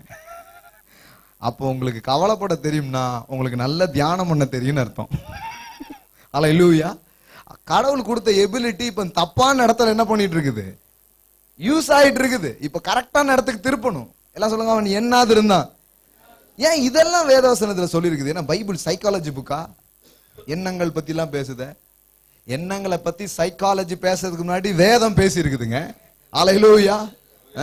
நம்ம அதை கேள்வி கேட்கணும், என்ன நீங்க எல்லாம் பைபிள் பிரின்சிபிள்ஸா அப்படின்ட்டு. ஏன்னா எண்ணங்களை பற்றி மனோவியல் சொல்றதுக்கு முன்னாடி வேத வார்த்தைகள் சொல்லப்பட்டிருக்கிறது. அல்லேலூயா. கடவுள் மனுஷன் அப்படிதான் உண்டாக்குனார். அவருடைய தாட்ல இந்த உலகம் எப்படி இருக்கணும், மனுஷன் எப்படி இருக்கணும், தன் எண்ணங்களிலே அவர் கற்பனை செய்து வார்த்தைகளில் பேசி அதை வெளியில கொண்டு வந்தார். ஆமென். நீங்க உங்க மனசுக்குள்ள என்ன ஓடிக்கிட்டு இருக்குது, என்ன மாதிரி உள்ள உள் உலகம் எப்படி இருக்குன்னு பாருங்க. நிறைய பேர் வெளியில அது வெளியில உள்ளதான் விடுங்க, உள்ள என்ன ஓடிட்டு இருக்கு பாருங்க. உள்ள நல்ல எதிர்காலத்தை கனவு காண்றீங்களா, தேவனுடைய வார்த்தையை சிந்திக்கிறீங்களா, அதுதான் உள்ள ஓடிட்டு இருக்குதா? அங்க அதுதாங்க உள்ள ஓடுதுன்னா, அது உள்ள ஓடுதுன்னா சீக்கிரமா அது வெளியில வரும். ஹல்லேலூயா. எல்லாம் சொல்லுங்க, மெடிடேஷன் brings manifestation. ஹல்லேலூயா. நீங்க முதல்ல இந்த மெடிடேட் பண்றதுன்னா என்றது பேசுறது ரெண்டும் சேர்ந்து தான் மெடிடேஷன். இப்படி பண்ணிக்கிட்டே இருக்கும்போது முதல்ல ஒண்ணுமே நடக்காத மாதிரி இருக்கும். ஆனா நீங்க பண்ணும்போது ரெவலேஷன் உங்களுக்கு உண்டாக ஆரம்பிச்சிடும். I am a child of God. திடீர்னு பாத்தீங்கன்னா ஒரு ஃபெய்த் உள்ள பில்ட் ஆயிருக்கும். I am healed அப்படிங்கிற மாதிரி என்ன இருக்கும். வியாதி எல்லாம் பார்த்து கோபப்பட ஆரம்பிச்சிருவீங்க திடீர்னு. I am a blessed man. இல்ல பற்றாக்குறையை பார்த்துலாம் உங்களுக்கு கோபம் வரும். இதெல்லாம் ரெவலேஷன் உள்ள வருது பாருங்க. தாவீதுக்கு அந்த மாதிரி தான், நான் உடன்படிக்கையின் மனுஷன், இவன் யார் அப்படின்னு அவன் கிளம்பிட்டான் பாருங்க. அப்ப நீங்க முதல்ல மெடிடேஷன் தான் நடந்துட்டு இருக்குது. ஆனா மெடிடேஷன் உள்ள நடந்துட்டே இருக்கும்போது உள்ள என்ன வருதுன்னா ஒரு ரெவலேஷன் வருது, அது வெளிப்பாட்டா வருது. சும்மா ஏதோ உன்னை விட்டு மிளகு கைவிடுது இல்லை, இப்படி படிச்சுட்டே இருக்கிறது. கர்த்தர் என் கூட இருக்கிறாரு, என் கையை பிடிச்சிருக்கிறாரு அப்படின்னு உங்களுக்குள்ள ஒரு இது வருது பாருங்க. பயம்லாம் அவங்கள விட்டு போகும். வேற மாதிரி உங்க நடவடிக்கை எல்லாம் மாற ஆரம்பிக்குது பாருங்க. ஆமென். இது இது இங்க இருந்து தான் அங்க போக முடியும். டைரக்டா அந்த கொப்புக்கு ஜம்ப் அடிக்க முடியாதா பிரதர்? கவலைப்படாதீங்க, தேவன் தம் வார்த்தையை தீவிரமாக நிறைவேற்றுவார். அல்லேலூயா. நீங்க நினைக்கிறத விட அவர் சீக்கிரமா செய்யணும்னு அவர் நினைக்கிறாருங்க. ஒன்னும் ரொம்ப டைம் ஆகாது. ஆனா இது உள்ள இந்த ப்ராசஸ்ல தான் எல்லாம் நடக்குது. ஹீலிங் பத்தி இப்ப பாருங்க, இதை வாஸ்து முடிச்சுட்டு இன்னொரு வசனம் உங்களுக்கு காமிக்கிறேன் பாருங்க. என்ன போட்டிருக்குது? செத்து போனதை எண்ணாது இருந்தான். எல்லாம் சொல்லுங்க, எண்ணாது இருந்தான். அதாவது என்னன்னா, அது எப்படி நினைக்காமலே இருந்திருப்பானா ஆபிரகாம்? அவன் சரீரம் சரியில்லை, கற்பம் மனைவி கற்பம் செத்து போயிட்டு அதை எப்படி நினைக்காமலே இருந்திருக்க முடியுமா என்ன? அப்ப எண்ணாது இருந்தான்னா அதாவது மனசுலே அது வரல அப்படி அர்த்தம் கிடையாது. அதை பெருசா யோசிச்சுட்டே இல்லை, அதை விட வாக்குத்தத்தத்தை பெருசா நினைச்சுக்கிட்டே இருக்கிறான். உங்க பிரச்சனை உங்க எண்ணத்துல வராது நான் சொல்லல, உங்க தேவை உங்க ப்ராப்ளம்லாம் உங்க எண்ணத்துல வராதுன்னு சொல்லல. அதெல்லாம் வரும்போது ஆமா அது கிடக்குது, தேவன் பெரியவரா இருக்கிறான்னு அதை பெருசா நினைச்சிட்டு இருப்பீங்க. புரியுதா உங்களுக்கு? அதான் என்னாது இருக்கிறதுன்னா அதை பெருசா, எதை பெருசா நினைக்கிறீங்க? எது உங்களை ஆக்குபைட் பண்ணுது, எது உங்களை நிறைச்சிருக்கு, எந்த எண்ணம் நிறைச்சிருக்குது? தேவனை குறித்த எண்ணமா, தேவைகளை குறித்த எண்ணமா? அதுதான் மேனிஃபெஸ்ட் ஆக போகுது பாருங்க. அப்ப பாருங்க 20, தேவனுடைய வாக்குத்தத்தை குறித்து அவன் அவிசுவாசமாய் சந்தேகப்படாமல் தேவன் வாக்குத்தத்தம் பண்ணியதை நிறைவேற்ற வல்லவராய் இருக்கிறாண்டு முழு நிச்சயமாய் நம்பி தேவனை மகிமைப்படுத்தி விசுவாசத்தில் வல்லவனானான். ஆகையால் அது அவனுக்கு நீதியாக எண்ணப்பட்டது. அது அவனுக்காக நீதியாக எண்ணப்பட்டது என்பது அவனுக்காக மாத்திரமல்ல, நமக்காகவும் எழுதப்பட்டிருக்குது. Price God. ஹல்லேலூயா. இப்படி ஒரு வரி இல்லைன்னா நீங்களானும் வீட்டுக்கு போயிடலாம். ஆபிரகாமுக்கு செய்தார், அவருக்கு செய்தார், இவருக்கு செய்தார்ன்ட்டு பைபிள்ல போடல. இது நமக்காகவும் எழுதப்பட்டிருக்கு. திஸ் இஸ் த வே. இந்த வேலை தான் உனக்கு ஒர்க் ஆக போகுது. இந்த விதத்துல தான் உன் பிரச்சனை மாற போகுது. இந்த விதத்துல தான் உன் வாழ்க்கை செழிக்க போகுது. இன்னைக்கு ஒண்ணுமே இல்லாம இருக்கலாம். That's not the problem. தேவனுடைய வார்த்தை தான் எல்லாத்தையும் உருவாக்குச்சு. அதுதான் மூலப்பொருளா இருக்கிறது. அந்த வார்த்தையை பிடிச்சு அதை எண்ணவும், அதை பேசவும், அதை சிந்திக்க ஆரம்பிச்சீங்கன்னா நீங்கள் விரும்பும் உலகங்களை உங்களாலே உருவாக்கி கொள்ள முடியும். அல்லேலூயா. இதுதான் விஷயம் பாருங்க. இப்படிதான் நடக்குது, இப்படிதான் நடக்குது. ஆனா நிறைய பேர் என்னன்னா இதுக்கு ஒரு பிரயாசம், இதுக்கு ஒரு டைம், இதுக்கு ஒரு ப்ரையாரிட்டியே கொடுக்கறதே கிடையாது. இது எவ்வளவு பேர் இந்த மாதிரி கேட்கறாங்கன்னு நினைக்கிறீங்க? ரொம்ப கம்மி. சும்மா எதையாவது உபவாசம் பத்தல அதனாலதான் ஆண்டவர் உனக்கு கொடுக்கல, அது உனக்கு சரியில்லை, ஏதாவது ஒண்ணு சரியில்லை, இப்படியா சொல்லி டிஸ்குவாலிஃபைட் பண்ற போது அங்க விசுவாசமே ஆக்டிவேட் ஆகுதுங்க. எல்லாம் சொல்லுங்க ஐ எம் குவாலிஃபைட். அதனாலதான் முதல்ல அதை சொல்லிட்டு இவ்வளவு சொல்லியிருக்கிறேன் நான் உங்களுக்கு. எத்தனை பேர் சொல்றீங்க குவாலிஃபைடுன்ட்டு? தகுதி இருக்குதா? தகுதி நீங்க சம்பாதிக்கல, அவர் கொடுத்துட்டாரு, அவரே உங்களுக்கு தந்துட்டாரு. இப்போ மெடிடேஷன்ஸ், பைபிள் ரீடிங்ஸ், ஏன் ஃபாஸ்டிங் கூட இப்போ நமக்கு எப்படி வேலை செய்யுதுன்னா கடவுளை மாத்துறதுக்கு இல்ல ஃபாஸ்டிங். ஆனா உட்கார்ந்து கொஞ்சம் சாப்பாடு கீப்பாடு எல்லாம் சாம்பார்லாம் சாப்பிட்டா நல்ல தூக்கம் வருது, அதனால கொஞ்சம் ஒதுக்கி வச்சுட்டு இன்னைக்கு கொஞ்சம் நேரம் பைபிளை படிக்க போறேன், ஏன்னா நமக்கு ரொம்ப தீவிரமா நடக்கணும்னு எனக்கு கொஞ்சம் ஆசை. அதனால இன்னைக்கு கொஞ்சம் என்ன போட்டு இந்த 4 இட்லி இன்னைக்கு தூர வச்சுட்டு என்ன பண்ண போறேன், கொஞ்ச நேரம் ரூம்ல உட்காந்து படிக்க போறேன்னு படிச்சீங்கன்னா அது நல்லா ஃபாஸ்டிங். அதை நான் வரவே இருக்கிறேன். அது உங்களை மாத்துமே தவிர கடவுள் இவன் 4 இட்லியை போட்டானே அப்படின்னு அவர் உங்களை ஏதோ இறங்க வைக்க போறது கிடையாது. பாருங்க, எல்லாம் சொல்லுங்க, இட்லி இறைவனை மாற்றாது, அது பக்தர்களை தான் மாற்றும். ஆமென். நிறைய பேர் நினைச்சிட்டாங்க இவங்க இட்லி போட்டிருப்பான், இன்னொருத்தர் கடுங்காப்பி உபவாசம். இவர் இன்னும் பெரிய அளவுல கடவுளை என்ன பண்ண விரும்புறாரு, இம்ப்ரெஸ் பண்ண விரும்புறாரு. ஆண்டவரே நான் பாலை ஊத்தாம என்ன பண்றேன், இது பண்றேன். இன்னொரு லெவல் போயிட்டார், எச்சுவே விழுங்காத உபவாசம். இதெல்லாம் எங்க இருந்து பிடிச்சாங்கன்னே தெரியல. இப்படி பல விதத்துல கடவுளை இம்ப்ரெஸ் பண்றதுக்கு மக்கள் முயற்சி எடுக்காங்க. இப்படிலாம் நான் மதத்துல சில முயற்சிகளை செஞ்சு அவர்கிட்ட வாங்குறதுக்கு நினைக்கிறீங்க. இல்லைங்க, இட்ஸ் ஆல்ரெடி கிவன். ஹல்லேலூயா. இது எனக்கு எப்படி இந்த சத்தியெல்லாம் தெரிஞ்ச பிறகு எனக்கு எப்படி இருந்தது தெரியுமா? சில மூவிஸ்லாம் முன்னாடி பார்க்கும்போது பாத்தீங்கன்னா இந்த கஷ்டப்பட்டு பெரிய இந்த அரண்மனை கேட்லாம் ஏறுவான், ஏறி முடிச்ச போது பாத்தீங்கன்னா கேட்டு திறந்துருக்கும். நீங்க பாத்துறீங்க இல்லைங்க, அந்த மாதிரி கஷ்டப்பட்டு ஏறி இருப்போம் அவ்வளவு தூரம் மேல வரைக்கும் போய் கடைசியில பார்த்தா திறந்துருக்கும். அந்த மாதிரிதான் இவ்வளவு நாளும் பல்ட்டி அடிச்சிருக்கிறோம், ஆனா கடைசியில பார்த்தா இட்ஸ் ஆல்ரெடி கிவன். பரலோகமே திறந்துருக்குதுங்க. என்கிட்ட ஒருத்தர் அதான் சொன்னாரு, 40 நாள் ஃபாஸ்டிங் போட்டு பரலோகத்தை திறந்தோம்ல அப்படின்னாரு. நான் சொன்னேன், சோ சாரி பிரதர், அது ஏற்கனவே திறந்துதான் இருக்குது, நீங்க திறக்கல. இயேசு என்றைக்கு மனுஷனா வந்தாரோ அப்பொழுது வேதம் சொல்லுகிறது வானம் திறக்கப்பட்டது அப்படின்னு போட்டிருக்குது. அன்னைக்கு திறந்த வானம் இன்னைக்கு உங்க மேல திறந்து இருக்கும்படியா அவர் ஒன்றை செய்திருக்கிறார். ஹல்லேலூயா. அவர் ஒன்னும் க்ளோஸ் பண்ணிடல, திறந்த வானம் உங்களுக்கு மேல இருக்குது. எல்லாம் சொல்லுங்க, திறந்த வானம் எனக்கு மேல இருக்குது. ஆனா இது அறிவுல வர்றதுக்கு, அண்டர்ஸ்டாண்டிங்ல வர்றதுக்கு கொஞ்ச நேரம் போய் ப்ரேயர் பண்ணலாம், கொஞ்ச நேரம் நான் துதிக்கலாம், கொஞ்ச நேரம் ஜபம் பண்ணலாம், வேதம் வாசிக்கலாம். ஆனா இது எனக்குள்ள சில மாற்றத்தை கொண்டு வர்றதுக்கு தவிர ஆண்டவருக்குள்ள மாற்றத்தை கொண்டு வரது இல்லை. இப்ப பாருங்களேன், இப்போ இந்த இடத்துல வர்ஷிப்ஸ் எல்லாம் நடந்துட்டு இருக்கும். பொதுவா வர்ஷிப்ஸ் நடக்கிற இடத்துல பாருங்க, ஆராதனை எல்லாம் பண்ணிட்டு இருக்காங்க. அப்ப சொல்லுவாங்க பாருங்க, ஆண்டவருடைய பிரசன்னம் இப்பொழுது இந்த இடத்துல இறங்கி கொண்டிருக்கிறது அப்படின்னு சொல்றாங்க. உண்மையா? உண்மை இல்லையா? உண்மை. இப்போ டெக்னிக்கலி என்ன உண்மை என்னன்னா, ஆண்டவருடைய பிரசன்னம் அதுக்கு முன்னாடி எங்க இருந்துச்சு? அங்கதான் இருந்துச்சு. இவங்க துதிச்சு பாட ஆரம்பிக்கும் போது இவங்க அப்பதான் அந்த பிரசன்னத்தை சென்ஸ் பண்ண ஆரம்பிக்கிறாங்க. ஆனா நம்ம எப்படி சொல்லிவிடுவோம்னா, அது இப்பதான் இறங்குச்சுங்க. அது இறங்கலங்க, அது எப்பவுமே இறங்கிடுச்சு. ஆனா நான் பல எண்ணங்கள், பல இதனால இந்த தூசி எல்லாம் மூடின மாதிரி நிறைய இதுல மூடி இருந்தது. கொஞ்ச நேரம் டங்ஸ் பேசி கொஞ்ச நேரம் பிரைஸ் பண்ண பிறகுதான் இந்த இதெல்லாம் விலகி நான் கொஞ்சம் அந்த ஸ்பிரிட் ரெல்ம் என்ன பண்றேன் பாக்குறேன். உடனே என்ன சொல்றேன், காட்ஸ் பிரசன்ஸ் இப்பதான் இறங்கிடுச்சு அப்படிங்கிறேன். இல்ல இல்ல இல்ல இல்ல, காட்ஸ் பிரசன்ஸ் ஆல்ரெடி தேர், அது ஏற்கனவே இருக்குது. ஆனா நாம அந்த மண்டலத்துக்குள் அப்பொழுது நுழைந்தோங்கிறதா உண்மையா இருக்குது. ஹல்லேலூயா. புரியுதா புரியலையா? இப்ப இது எல்லாமே நீங்க முற்போக்கா உபயோகப்படுத்தலாம். நீ காலையில நான் வர்ஷிப்ஸ்க்கு வரதுக்கு முன்னாடி ஒரு 1 hour உட்காந்து என் ரூம்ல டங்ஸ் பேசிட்டே இருந்தேன். ஏன்னா எனக்கு ஒரு ப்ராப்பரா என்ன பேசணும்னு சில நேரம் தெரியலன்னா அதான் நான் நிறைய நேரம் செய்யறது. ஒரு மணி நேரம் உட்காந்து டங்ஸ் பேசிட்டே இருந்தேன். டங்ஸ் பேசிட்டு நான் போய் குளிக்க போயிட்டேன், என் வேலையெல்லாம் பார்க்க ஆரம்பிச்சிட்டேன். அப்படியே ஒரு மெசேஜ் பபிள்ஸ் ஆகுது. கட கட கடன்னு காலையில எழுதிட்டு இங்க பேசினேன். இன்னைக்கு காலையில நிறைய சாட்சிலாம் சொன்னாங்க, அவ்வளவு பெரிய டெலிவரன்ஸ் உங்களுக்கு உண்டாச்சு அப்படின்ட்டு. ஹல்லேலூயா. இப்போ என்ன நான் இப்போ நான் டங்ஸ் பேசினால செய்தி கொடுத்தாரு ஆண்டவரு. நம்மள பல விதமான இது நம்ம மைண்டை இது பண்ணுது, நம்ம மனசை தாண்டி போக முடிய மாட்டுக்கு. அதுக்கு இந்த அந்நிய பாஷை உதவி செய்யுது. ஹல்லேலூயா. கொஞ்ச நேரம் டங்ஸ் பேச ஆரம்பிக்குது, என்ன நடக்குதுன்னா இந்த மைண்ட் ரெல்ம்ல இருந்து ஸ்பிரிட் ரெல்ம்குள்ள நீங்க போக ஆரம்பிக்கிறீங்க. அல்லது ஜெபம் பண்ணும்போது, துதிக்கும் போது, கர்த்தருடைய வார்த்தை பேசும்போது ஆவி உலகத்துக்குள்ள நாம என்ட்ராக ஆரம்பிக்கிறோம். அதுதான் காரியம் பாருங்க. அதெல்லாம் இங்கதான் இருக்குது. அதெல்லாம் இங்கதான் இருக்குது. ஒன்னும் புதுசா வந்து ஒன்னும் ஊத்துறது இல்ல, புதுசா ஒன்னும் எதுவும் என்ன பண்ணிடுறது இல்ல, நடந்துறது கிடையாது. ஆனா இது நமக்கு உதவி செய்கிறது. அப்போ அந்த ரீதியில பாத்தீங்கன்னா ஆண்டவருக்கு எந்த மாற்றமும் தேவையில்ல, மாற்றம் நமக்குள்ளதான் நிறைய தேவைப்படுகிறது. ஹல்லேலூயா.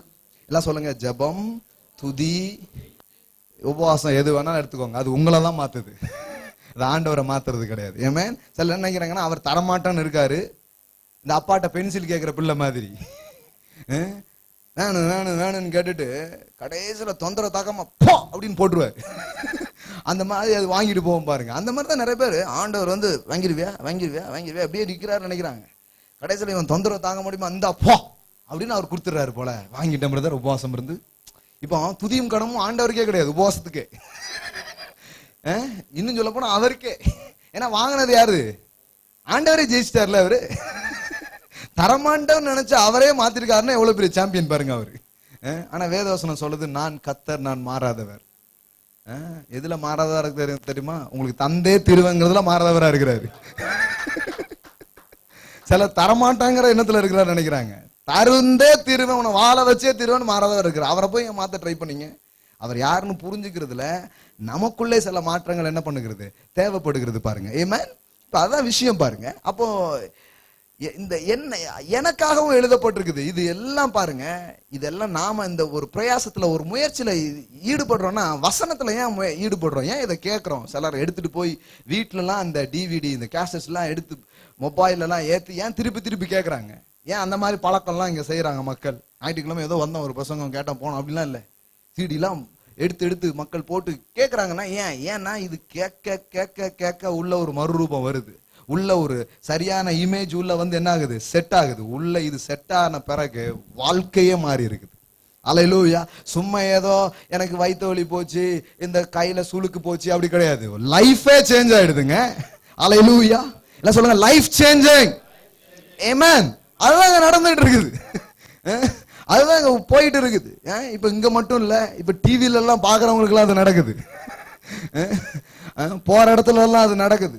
இன்னும் பெருசா நடக்குது, இன்னும் பெருசா நிறைய என்ன பண்ணிட்டே இருக்கிறோம், யோசிச்சுட்டே இருக்கிறோம் பாருங்க. எல்லாம் சொல்லுங்க, it's works. It's works my friend. என்னமோ வந்து நடக்குதோ நடக்கலாம் நினைக்கிறேன், இது it's works. I believe that. நான் முழு இருதயத்தோட நம்புறேன். இந்த வார்த்தையை சார்ந்து நம்பி அதனோட ஒத்து போனா இங்கு மாறாதது எதுவுமே இருக்காது. நீங்க எதை வேணாலும் மாற்றி அமைக்க முடியும். ஆமென். அது நடக்குது பாருங்க. நீதிமொழிகள் 4 பாருங்க, எல்லா இடத்துலயும் இந்த விதத்துலதான் அது வருதுங்கிறத திரும்ப திரும்ப சொல்லியிருக்குது. ஒரு வாட்டி சொன்னாலே போதும், ஆனா நமக்கு திரும்ப திரும்ப சொன்னாதான் இறங்கும் பாருங்க. அதுக்காக தான் அவர் நிறைய என்ன பண்ணிருக்கிறாரு, சொல்லியிருக்கிறாரு. இயேசுவே பாருங்க ஒரு சத்தியத்தை பேசும்போது மெய்யாகவே மெய்யாகவே அப்படிங்கிறாரு. ஏன் 2 வாட்டி சொன்னாதான் அவர் மாறாம இருப்பாரா? நமக்கு நம்பிக்கை வருதுக்காக சொல்றாருங்க. நிச்சயமாகவே நான் உன்னை ஆசீர்வதிக்கவே ஆசீர்வதி, இப்படிலாம் ஏன் பேசுறாரு? எனக்கு உங்களுக்கு நிச்சயம் வருதுக்காக கூட பண்ணிருக்கிறாரு பைபிள்ல ஆண்டவர். நான் என்ன பண்றேன், ஆணையிடுறேன். ஏன் ஆணையிடலன்னு அவர் மாறிடுவாரா?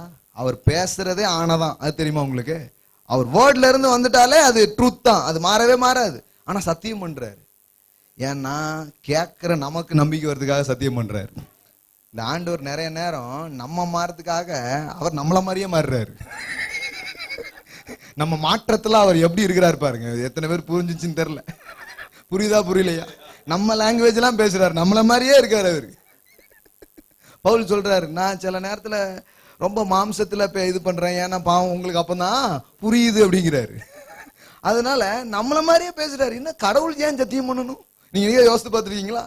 என் தலையில சத்தியமா அப்படிங்காரு. அவர் மதர் ப்ராமிஸ் ஃபாதர் ப்ராமிஸ் எல்லாம் பண்ண முடியாது. அவர் யார் மேல சத்தியம் பண்ணுவாரு? சத்தியம் பண்ண அவரை விட பெரிய ஆள் யாருமே கிடையாது. அதனால தமது பேரிலே ஆணையிட்டு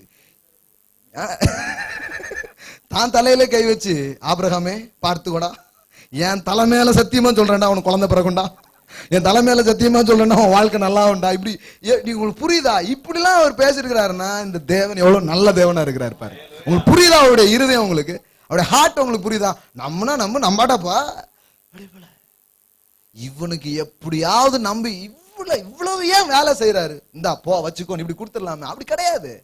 இது உள்ளுக்குள்ளே ஒரு மாற்றத்தை தராரு, அவனே மாத்துறாரு. அப்ப இவ்வளவு காரியத்தை ஆண்டவர் செஞ்சு ஒரு டோட்டல் அவன் வாழ்க்கையே மாறுது. இப்போ ஒரு குழந்தை அவனுக்கு என்னென்ன வேணுமோ அதெல்லாம் ப்ரொடியூஸ் பண்ற ஆளா ஆபிரகாம கர்த்தர் மாத்திட்டா இருப்பாருங்க. அல்லேலூயா.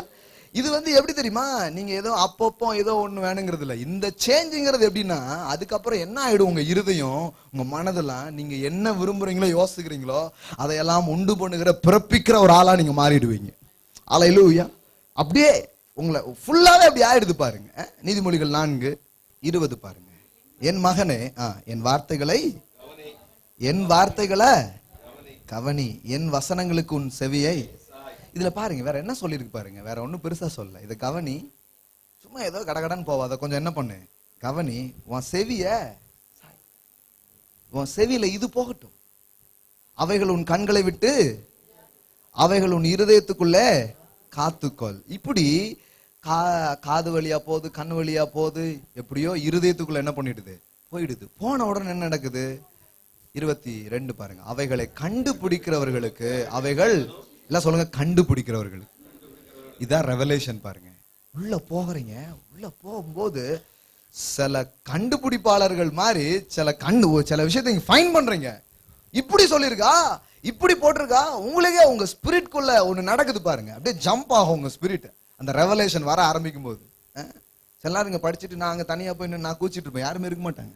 ஏன்னா அந்த ரெவலேஷன் வரும்போது அப்படிதான் பாருங்க, உங்களை ஒரு பெரிய ஜாய் ஆக்கும். உங்களுக்கு தெரிஞ்சிடும், எஸ். அதுக்கப்புறம் உலகமே நோ சொன்னாலும் நீங்க உங்களுக்கு அவநம்பிக்கை வராது. நீங்க சொல்லுவீங்க நடக்கும் அப்படின்னு சொல்லுவீங்க, அது மாறும் அப்படிங்க. ஏன்னா இப்ப எங்க வந்துடுச்சு அதுன்னா, உங்க ஆவியில அது என்ன பண்ணிடுச்சு, கலந்துடுச்சு. எல்லாம் சொல்லுங்க, கண்டுபிடிக்கிறவர்களுக்கு அவைகள் ஜீவனும் அவர்கள் உடலுக்கெல்லாம். இப்ப பாருங்களேன், வார்த்தை உள்ள போய் இருதயத்துள்ள நிறைஞ்சி சுகமா மேனிஃபெஸ்ட் ஆயிடுச்சு. என்னங்க பண்ணிட்டு இருந்தாரு இந்த ஆளு, வார்த்தை எடுத்தாரு, கேட்டாரு, தியானம் பண்ணிட்டே இருந்தாரு, இருதயத்துக்குள்ள போச்சு. இப்ப இருதயத்துக்குள்ள போன வார்த்தை என்னதாயிடுச்சு, உடலுக்கெல்லாம், எல்லாம் சொல்லுங்க, மாம்சமானது. ஹல்லேலூயா. அதுதான் வேதத்துல இருக்கிற மாறாத சத்தியம் பாருங்க. அந்த வார்த்தை மாம்சமாகி, எல்லாம் சொல்லுங்க, வார்த்தை நிச்சயமா மாம்சமாகும், ஆகாம போகாது, நடந்தே தீரும் பாருங்க. அதனாலதான் இதை எனக்குள்ள எவ்வளவு நான் வைக்கிறதுக்கு ஒரு பிரயாசம். இது இது இது எனக்குள்ள போகிறதுக்கு ஒரு காரியம். இதை எப்போதுமே என்னுடைய நினைவுகள்ல, எண்ணங்கள்ல கொண்டு வர்றது. நான் இன்னைக்கு சொல்லிட்டு இருந்தேன் நினைக்கிறேன், சலூன் கடையில உட்கார்ந்து இருக்கிறேன். ஒருத்தர் ஷேவ் பண்ணிட்டு இருக்கிறவர் கேட்கிறாரு, இப்பெல்லாம் பாத்தீங்கன்னா, இப்போ பாத்தீங்கன்னா சார் ஒரே பிரச்சனை, நம்ம வாழ்க்கையே அப்படித்தானே அப்படின்னு கழுத்துல கத்தி வச்சுட்டு இருக்கான். என்ன சார் சொல்றீங்க அப்படிங்க, கத்தி முனையில. நான் அப்படி பார்த்தவன சிரிச்சேன். நான், என்ன சார் நீங்க என்ன ஒத்து போலையா அப்படிங்கிற மாதிரி சொல்றேன்.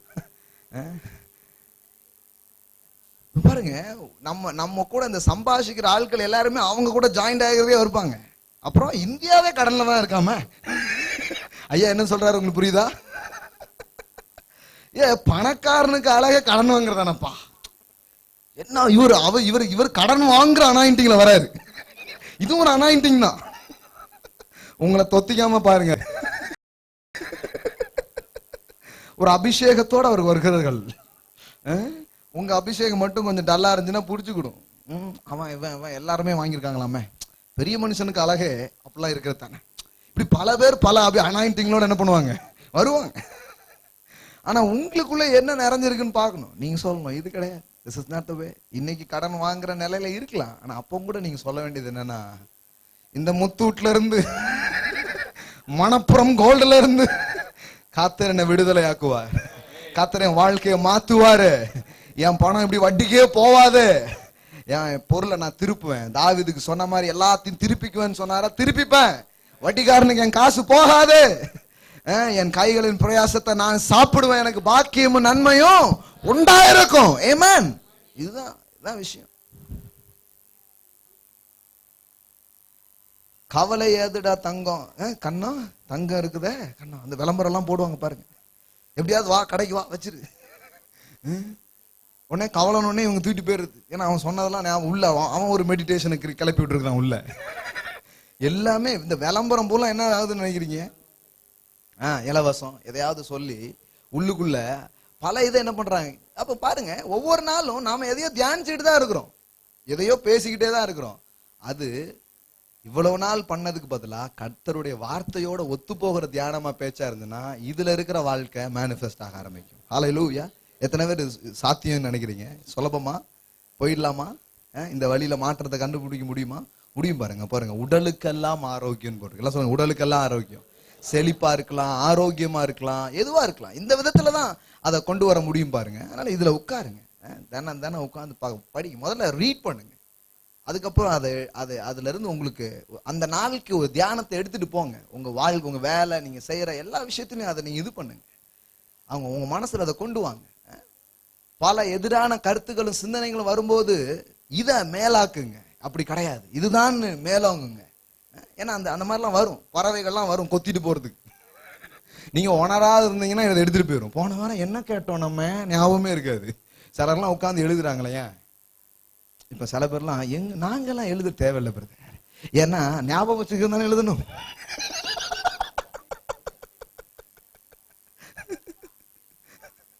இல்ல தீவிரம் அந்த அளவுக்கு அதை நீங்க தீவிரமா காட்டலாம், எழுதலாம். அதுல முக்கியமான சிலரை எடுத்துட்டு போய் உங்க பைபிள் ரீடிங்ல வச்சு என்ன பண்ணலாம், மெடிடேட் பண்ணலாம். சிலர்லாம் இங்க எழுதுறது மட்டும் இல்ல, இதை எடுத்துட்டு போய் நம்ம சரவணன் சார் மாதிரி ஆட்கள்லாம் ப்ரீச் பண்றாங்க இப்ப வெளியில. ஹல்லேலூயா. பெருசா நடந்துகிட்டு இருக்குது பாருங்க. ஹல்லேலூயா. அது இன்னும் பெருசா வேலை செய்யும். எப்பவுமே பாருங்க, மெடிடேஷன் நீங்க கேட்ட செய்தியை யார்ட்டையாவது போய் பகிர்ந்தீங்கன்னா அதுவே பெரிய மெடிடேஷன் ஆயிடும். தெரியுமா உங்களுக்கு? இலவசமா உங்களுக்கே நீங்க எழுதிக்கிற மாதிரி. அதுவும் அவர்கிட்ட நீங்க பேசிட்டு இருக்கும்போது உங்களுக்கு இன்னும் சில வெளிப்பாடு வரும் பாருங்க. அது ரொம்ப ஆச்சரியமா இருக்கும். இங்க நீங்க ஏதோ ஒரு விஷயம் கேட்டிருப்பீங்க, ஆனா அங்க பேசும்போது 2-3 வரும். அப்பவுமே நீங்க தெரிஞ்சுக்கணும் ஆவியானவர் எவ்வளவு வேலை செய்யறாரு பாருங்க உள்ள இருந்து அப்படின்னு சொல்லிட்டு. ஆமென். Praise God. ஹல்லேலூயா. சில குறிப்புகள்லாம் நான் சொல்லணும்னு தான் வந்தேன். ஆனா ஏற்கனவே எது இருதயத்துல ரொம்ப ஆழமா பதிஞ்சு எதை ரொம்ப நாம பெருசா நினைக்கிறோமோ அதை இன்னைக்கு நான் உங்களோட ஷேர் பண்ணியிருக்கிறேன். ஹல்லேலூயா. நான் பேசுறதெல்லாம் ஒரு நிரந்தரமான மாற்றத்துக்கான வழிகள். உங்க ஊழியம், உங்களுடைய தொழில், உங்களுடைய குடும்பம், உங்களுடைய பொருளாதார நிலை, உங்க சரீர நிலை, எதையுமே நீங்க மாற்றி அமைக்க முடியும். வேற எந்த ஷார்ட்கட்டும் கிடையாது, வேற எந்த வழியும் கிடையாது. This is the better way. கர்த்தருடைய வார்த்தையை சார்ந்து மனுஷன் அப்பத்தினால் மாத்திரமல்ல தேவனுடைய வாயிலிருந்து புறப்படுகிற ஒவ்வொரு வார்த்தையினாலும் பிழைப்பான் என்று எழுதியிருக்கிறது. அந்த வார்த்தையிலிருந்து வர்ற ஜீவன் உங்களுக்கு ஒரு வாழ்வை அது உங்களுக்காக சிருஷ்டிக்கக்கூடியதா இருக்கிறது, உண்டு பண்ணக்கூடியதா இருக்கிறது. ஹல்லேலூயா. Thank you Jesus. கரங்களை உயர்த்துவோம். ஹல்லேலூயா. அவருடைய கிருபையுள்ள வசனங்களுக்கு ஒப்பு கொடுத்தார்கள் என்று எழுதியிருக்கிறது. ஹல்லேலூயா. Thank you daddy. உம்முடைய வார்த்தைகள் கர்த்தாவே எனது தியானமாக, என்னுடைய சிந்தனையாக, என்னுடைய பேச்சா, எனது எண்ணமாய் இருக்கும்படியா நான் என்னை அர்ப்பணிக்கிறேன். ஹல்லேலூயா. என் உள்ளங்களை அது நிரப்பட்டும், என் மனதை அது நிரப்பட்டும், என் வாழ்வை அது நிரப்பும்படியாய் கர்த்தாவே நான் இந்த நாள்ல அர்ப்பணிக்கிறேன். ஹல்லேலூயா. ஒரு ஆழமான தேடலுக்கு, ஆழமான மாற்றங்களுக்கு கர்த்தாவே நீர் எந்த அளவு உமது தலையில ஆணையிட்டு எனக்கு முன்னாடி நீங்க சத்தியம் பண்றீங்கன்னா, நீங்க என்னுடைய முன்னேற்றத்துல எவ்வளவு அக்கறையா இருக்கிறீங்க, எனக்கு ஒரு நம்பிக்கை வரணுங்கிறதுல நீங்க எவ்வளவு இருக்கிறீங்க தகப்பனே. உண்மையே நீர் எனக்காக மட்டுப்படுத்திக் கொள்கிற தேவனாக நான் பார்க்கிறேன் சுவாமி. உடைய அன்பு, உடைய கிருபைகள் என்னுடைய நல்வாழ்வை குறித்து இந்த அளவு இருக்கும் பொழுது நான் அதை தியானமாக்க போகிறேன். எனக்கு விரோதமாய் உருவாக்கப்படும் எந்த ஆயுதங்களும் வாய்க்காதே போகும். எனக்கு விரோதமாய் எழும்பும் எந்த நாவுகளும் குற்றம் சாட்டப்படும் என்று எழுதியிருக்கிறது. ஹல்லேலூயா. அச்சமின்றி பயமின்றி ஒரு ஜெய பயணங்களை செய்யும்படியா எங்களுக்கு உதவி செய்வதற்காக நன்றி. இந்த நாள்ல தகப்பனே இந்த வார்த்தையை கேட்ட, இந்த டிவி நிகழ்ச்சி மூலம் இந்த வார்த்தை கேட்கிற ஒவ்வொரு ஜனங்களுக்காக நான் ஜெபிக்கிறேன். தேவனுடைய வார்த்தையின் மீது ஆழமான ஈடுபாடு, பிரியம் கர்த்தாவே அதை எடுத்து உபயோகப்படுத்தி தங்கள் வாழ்க்கையில, தங்கள் சூழ்நிலைகளிலே பெரிய ஜெயத்தை பார்க்கும்படியாய் பரிசுத்த ஆவியானவர் ஒவ்வொருவருக்கும் உதவி செய்வதற்காக நன்றி அப்பா. பல வாழ்க்கை மாற்றங்கள் உண்டாகிறதற்காக நன்றி. இயேசு கிறிஸ்துவின் நாமத்தில் பிதாவே. ஆமென். ஆமென். Praise God. ஹல்லேலூயா.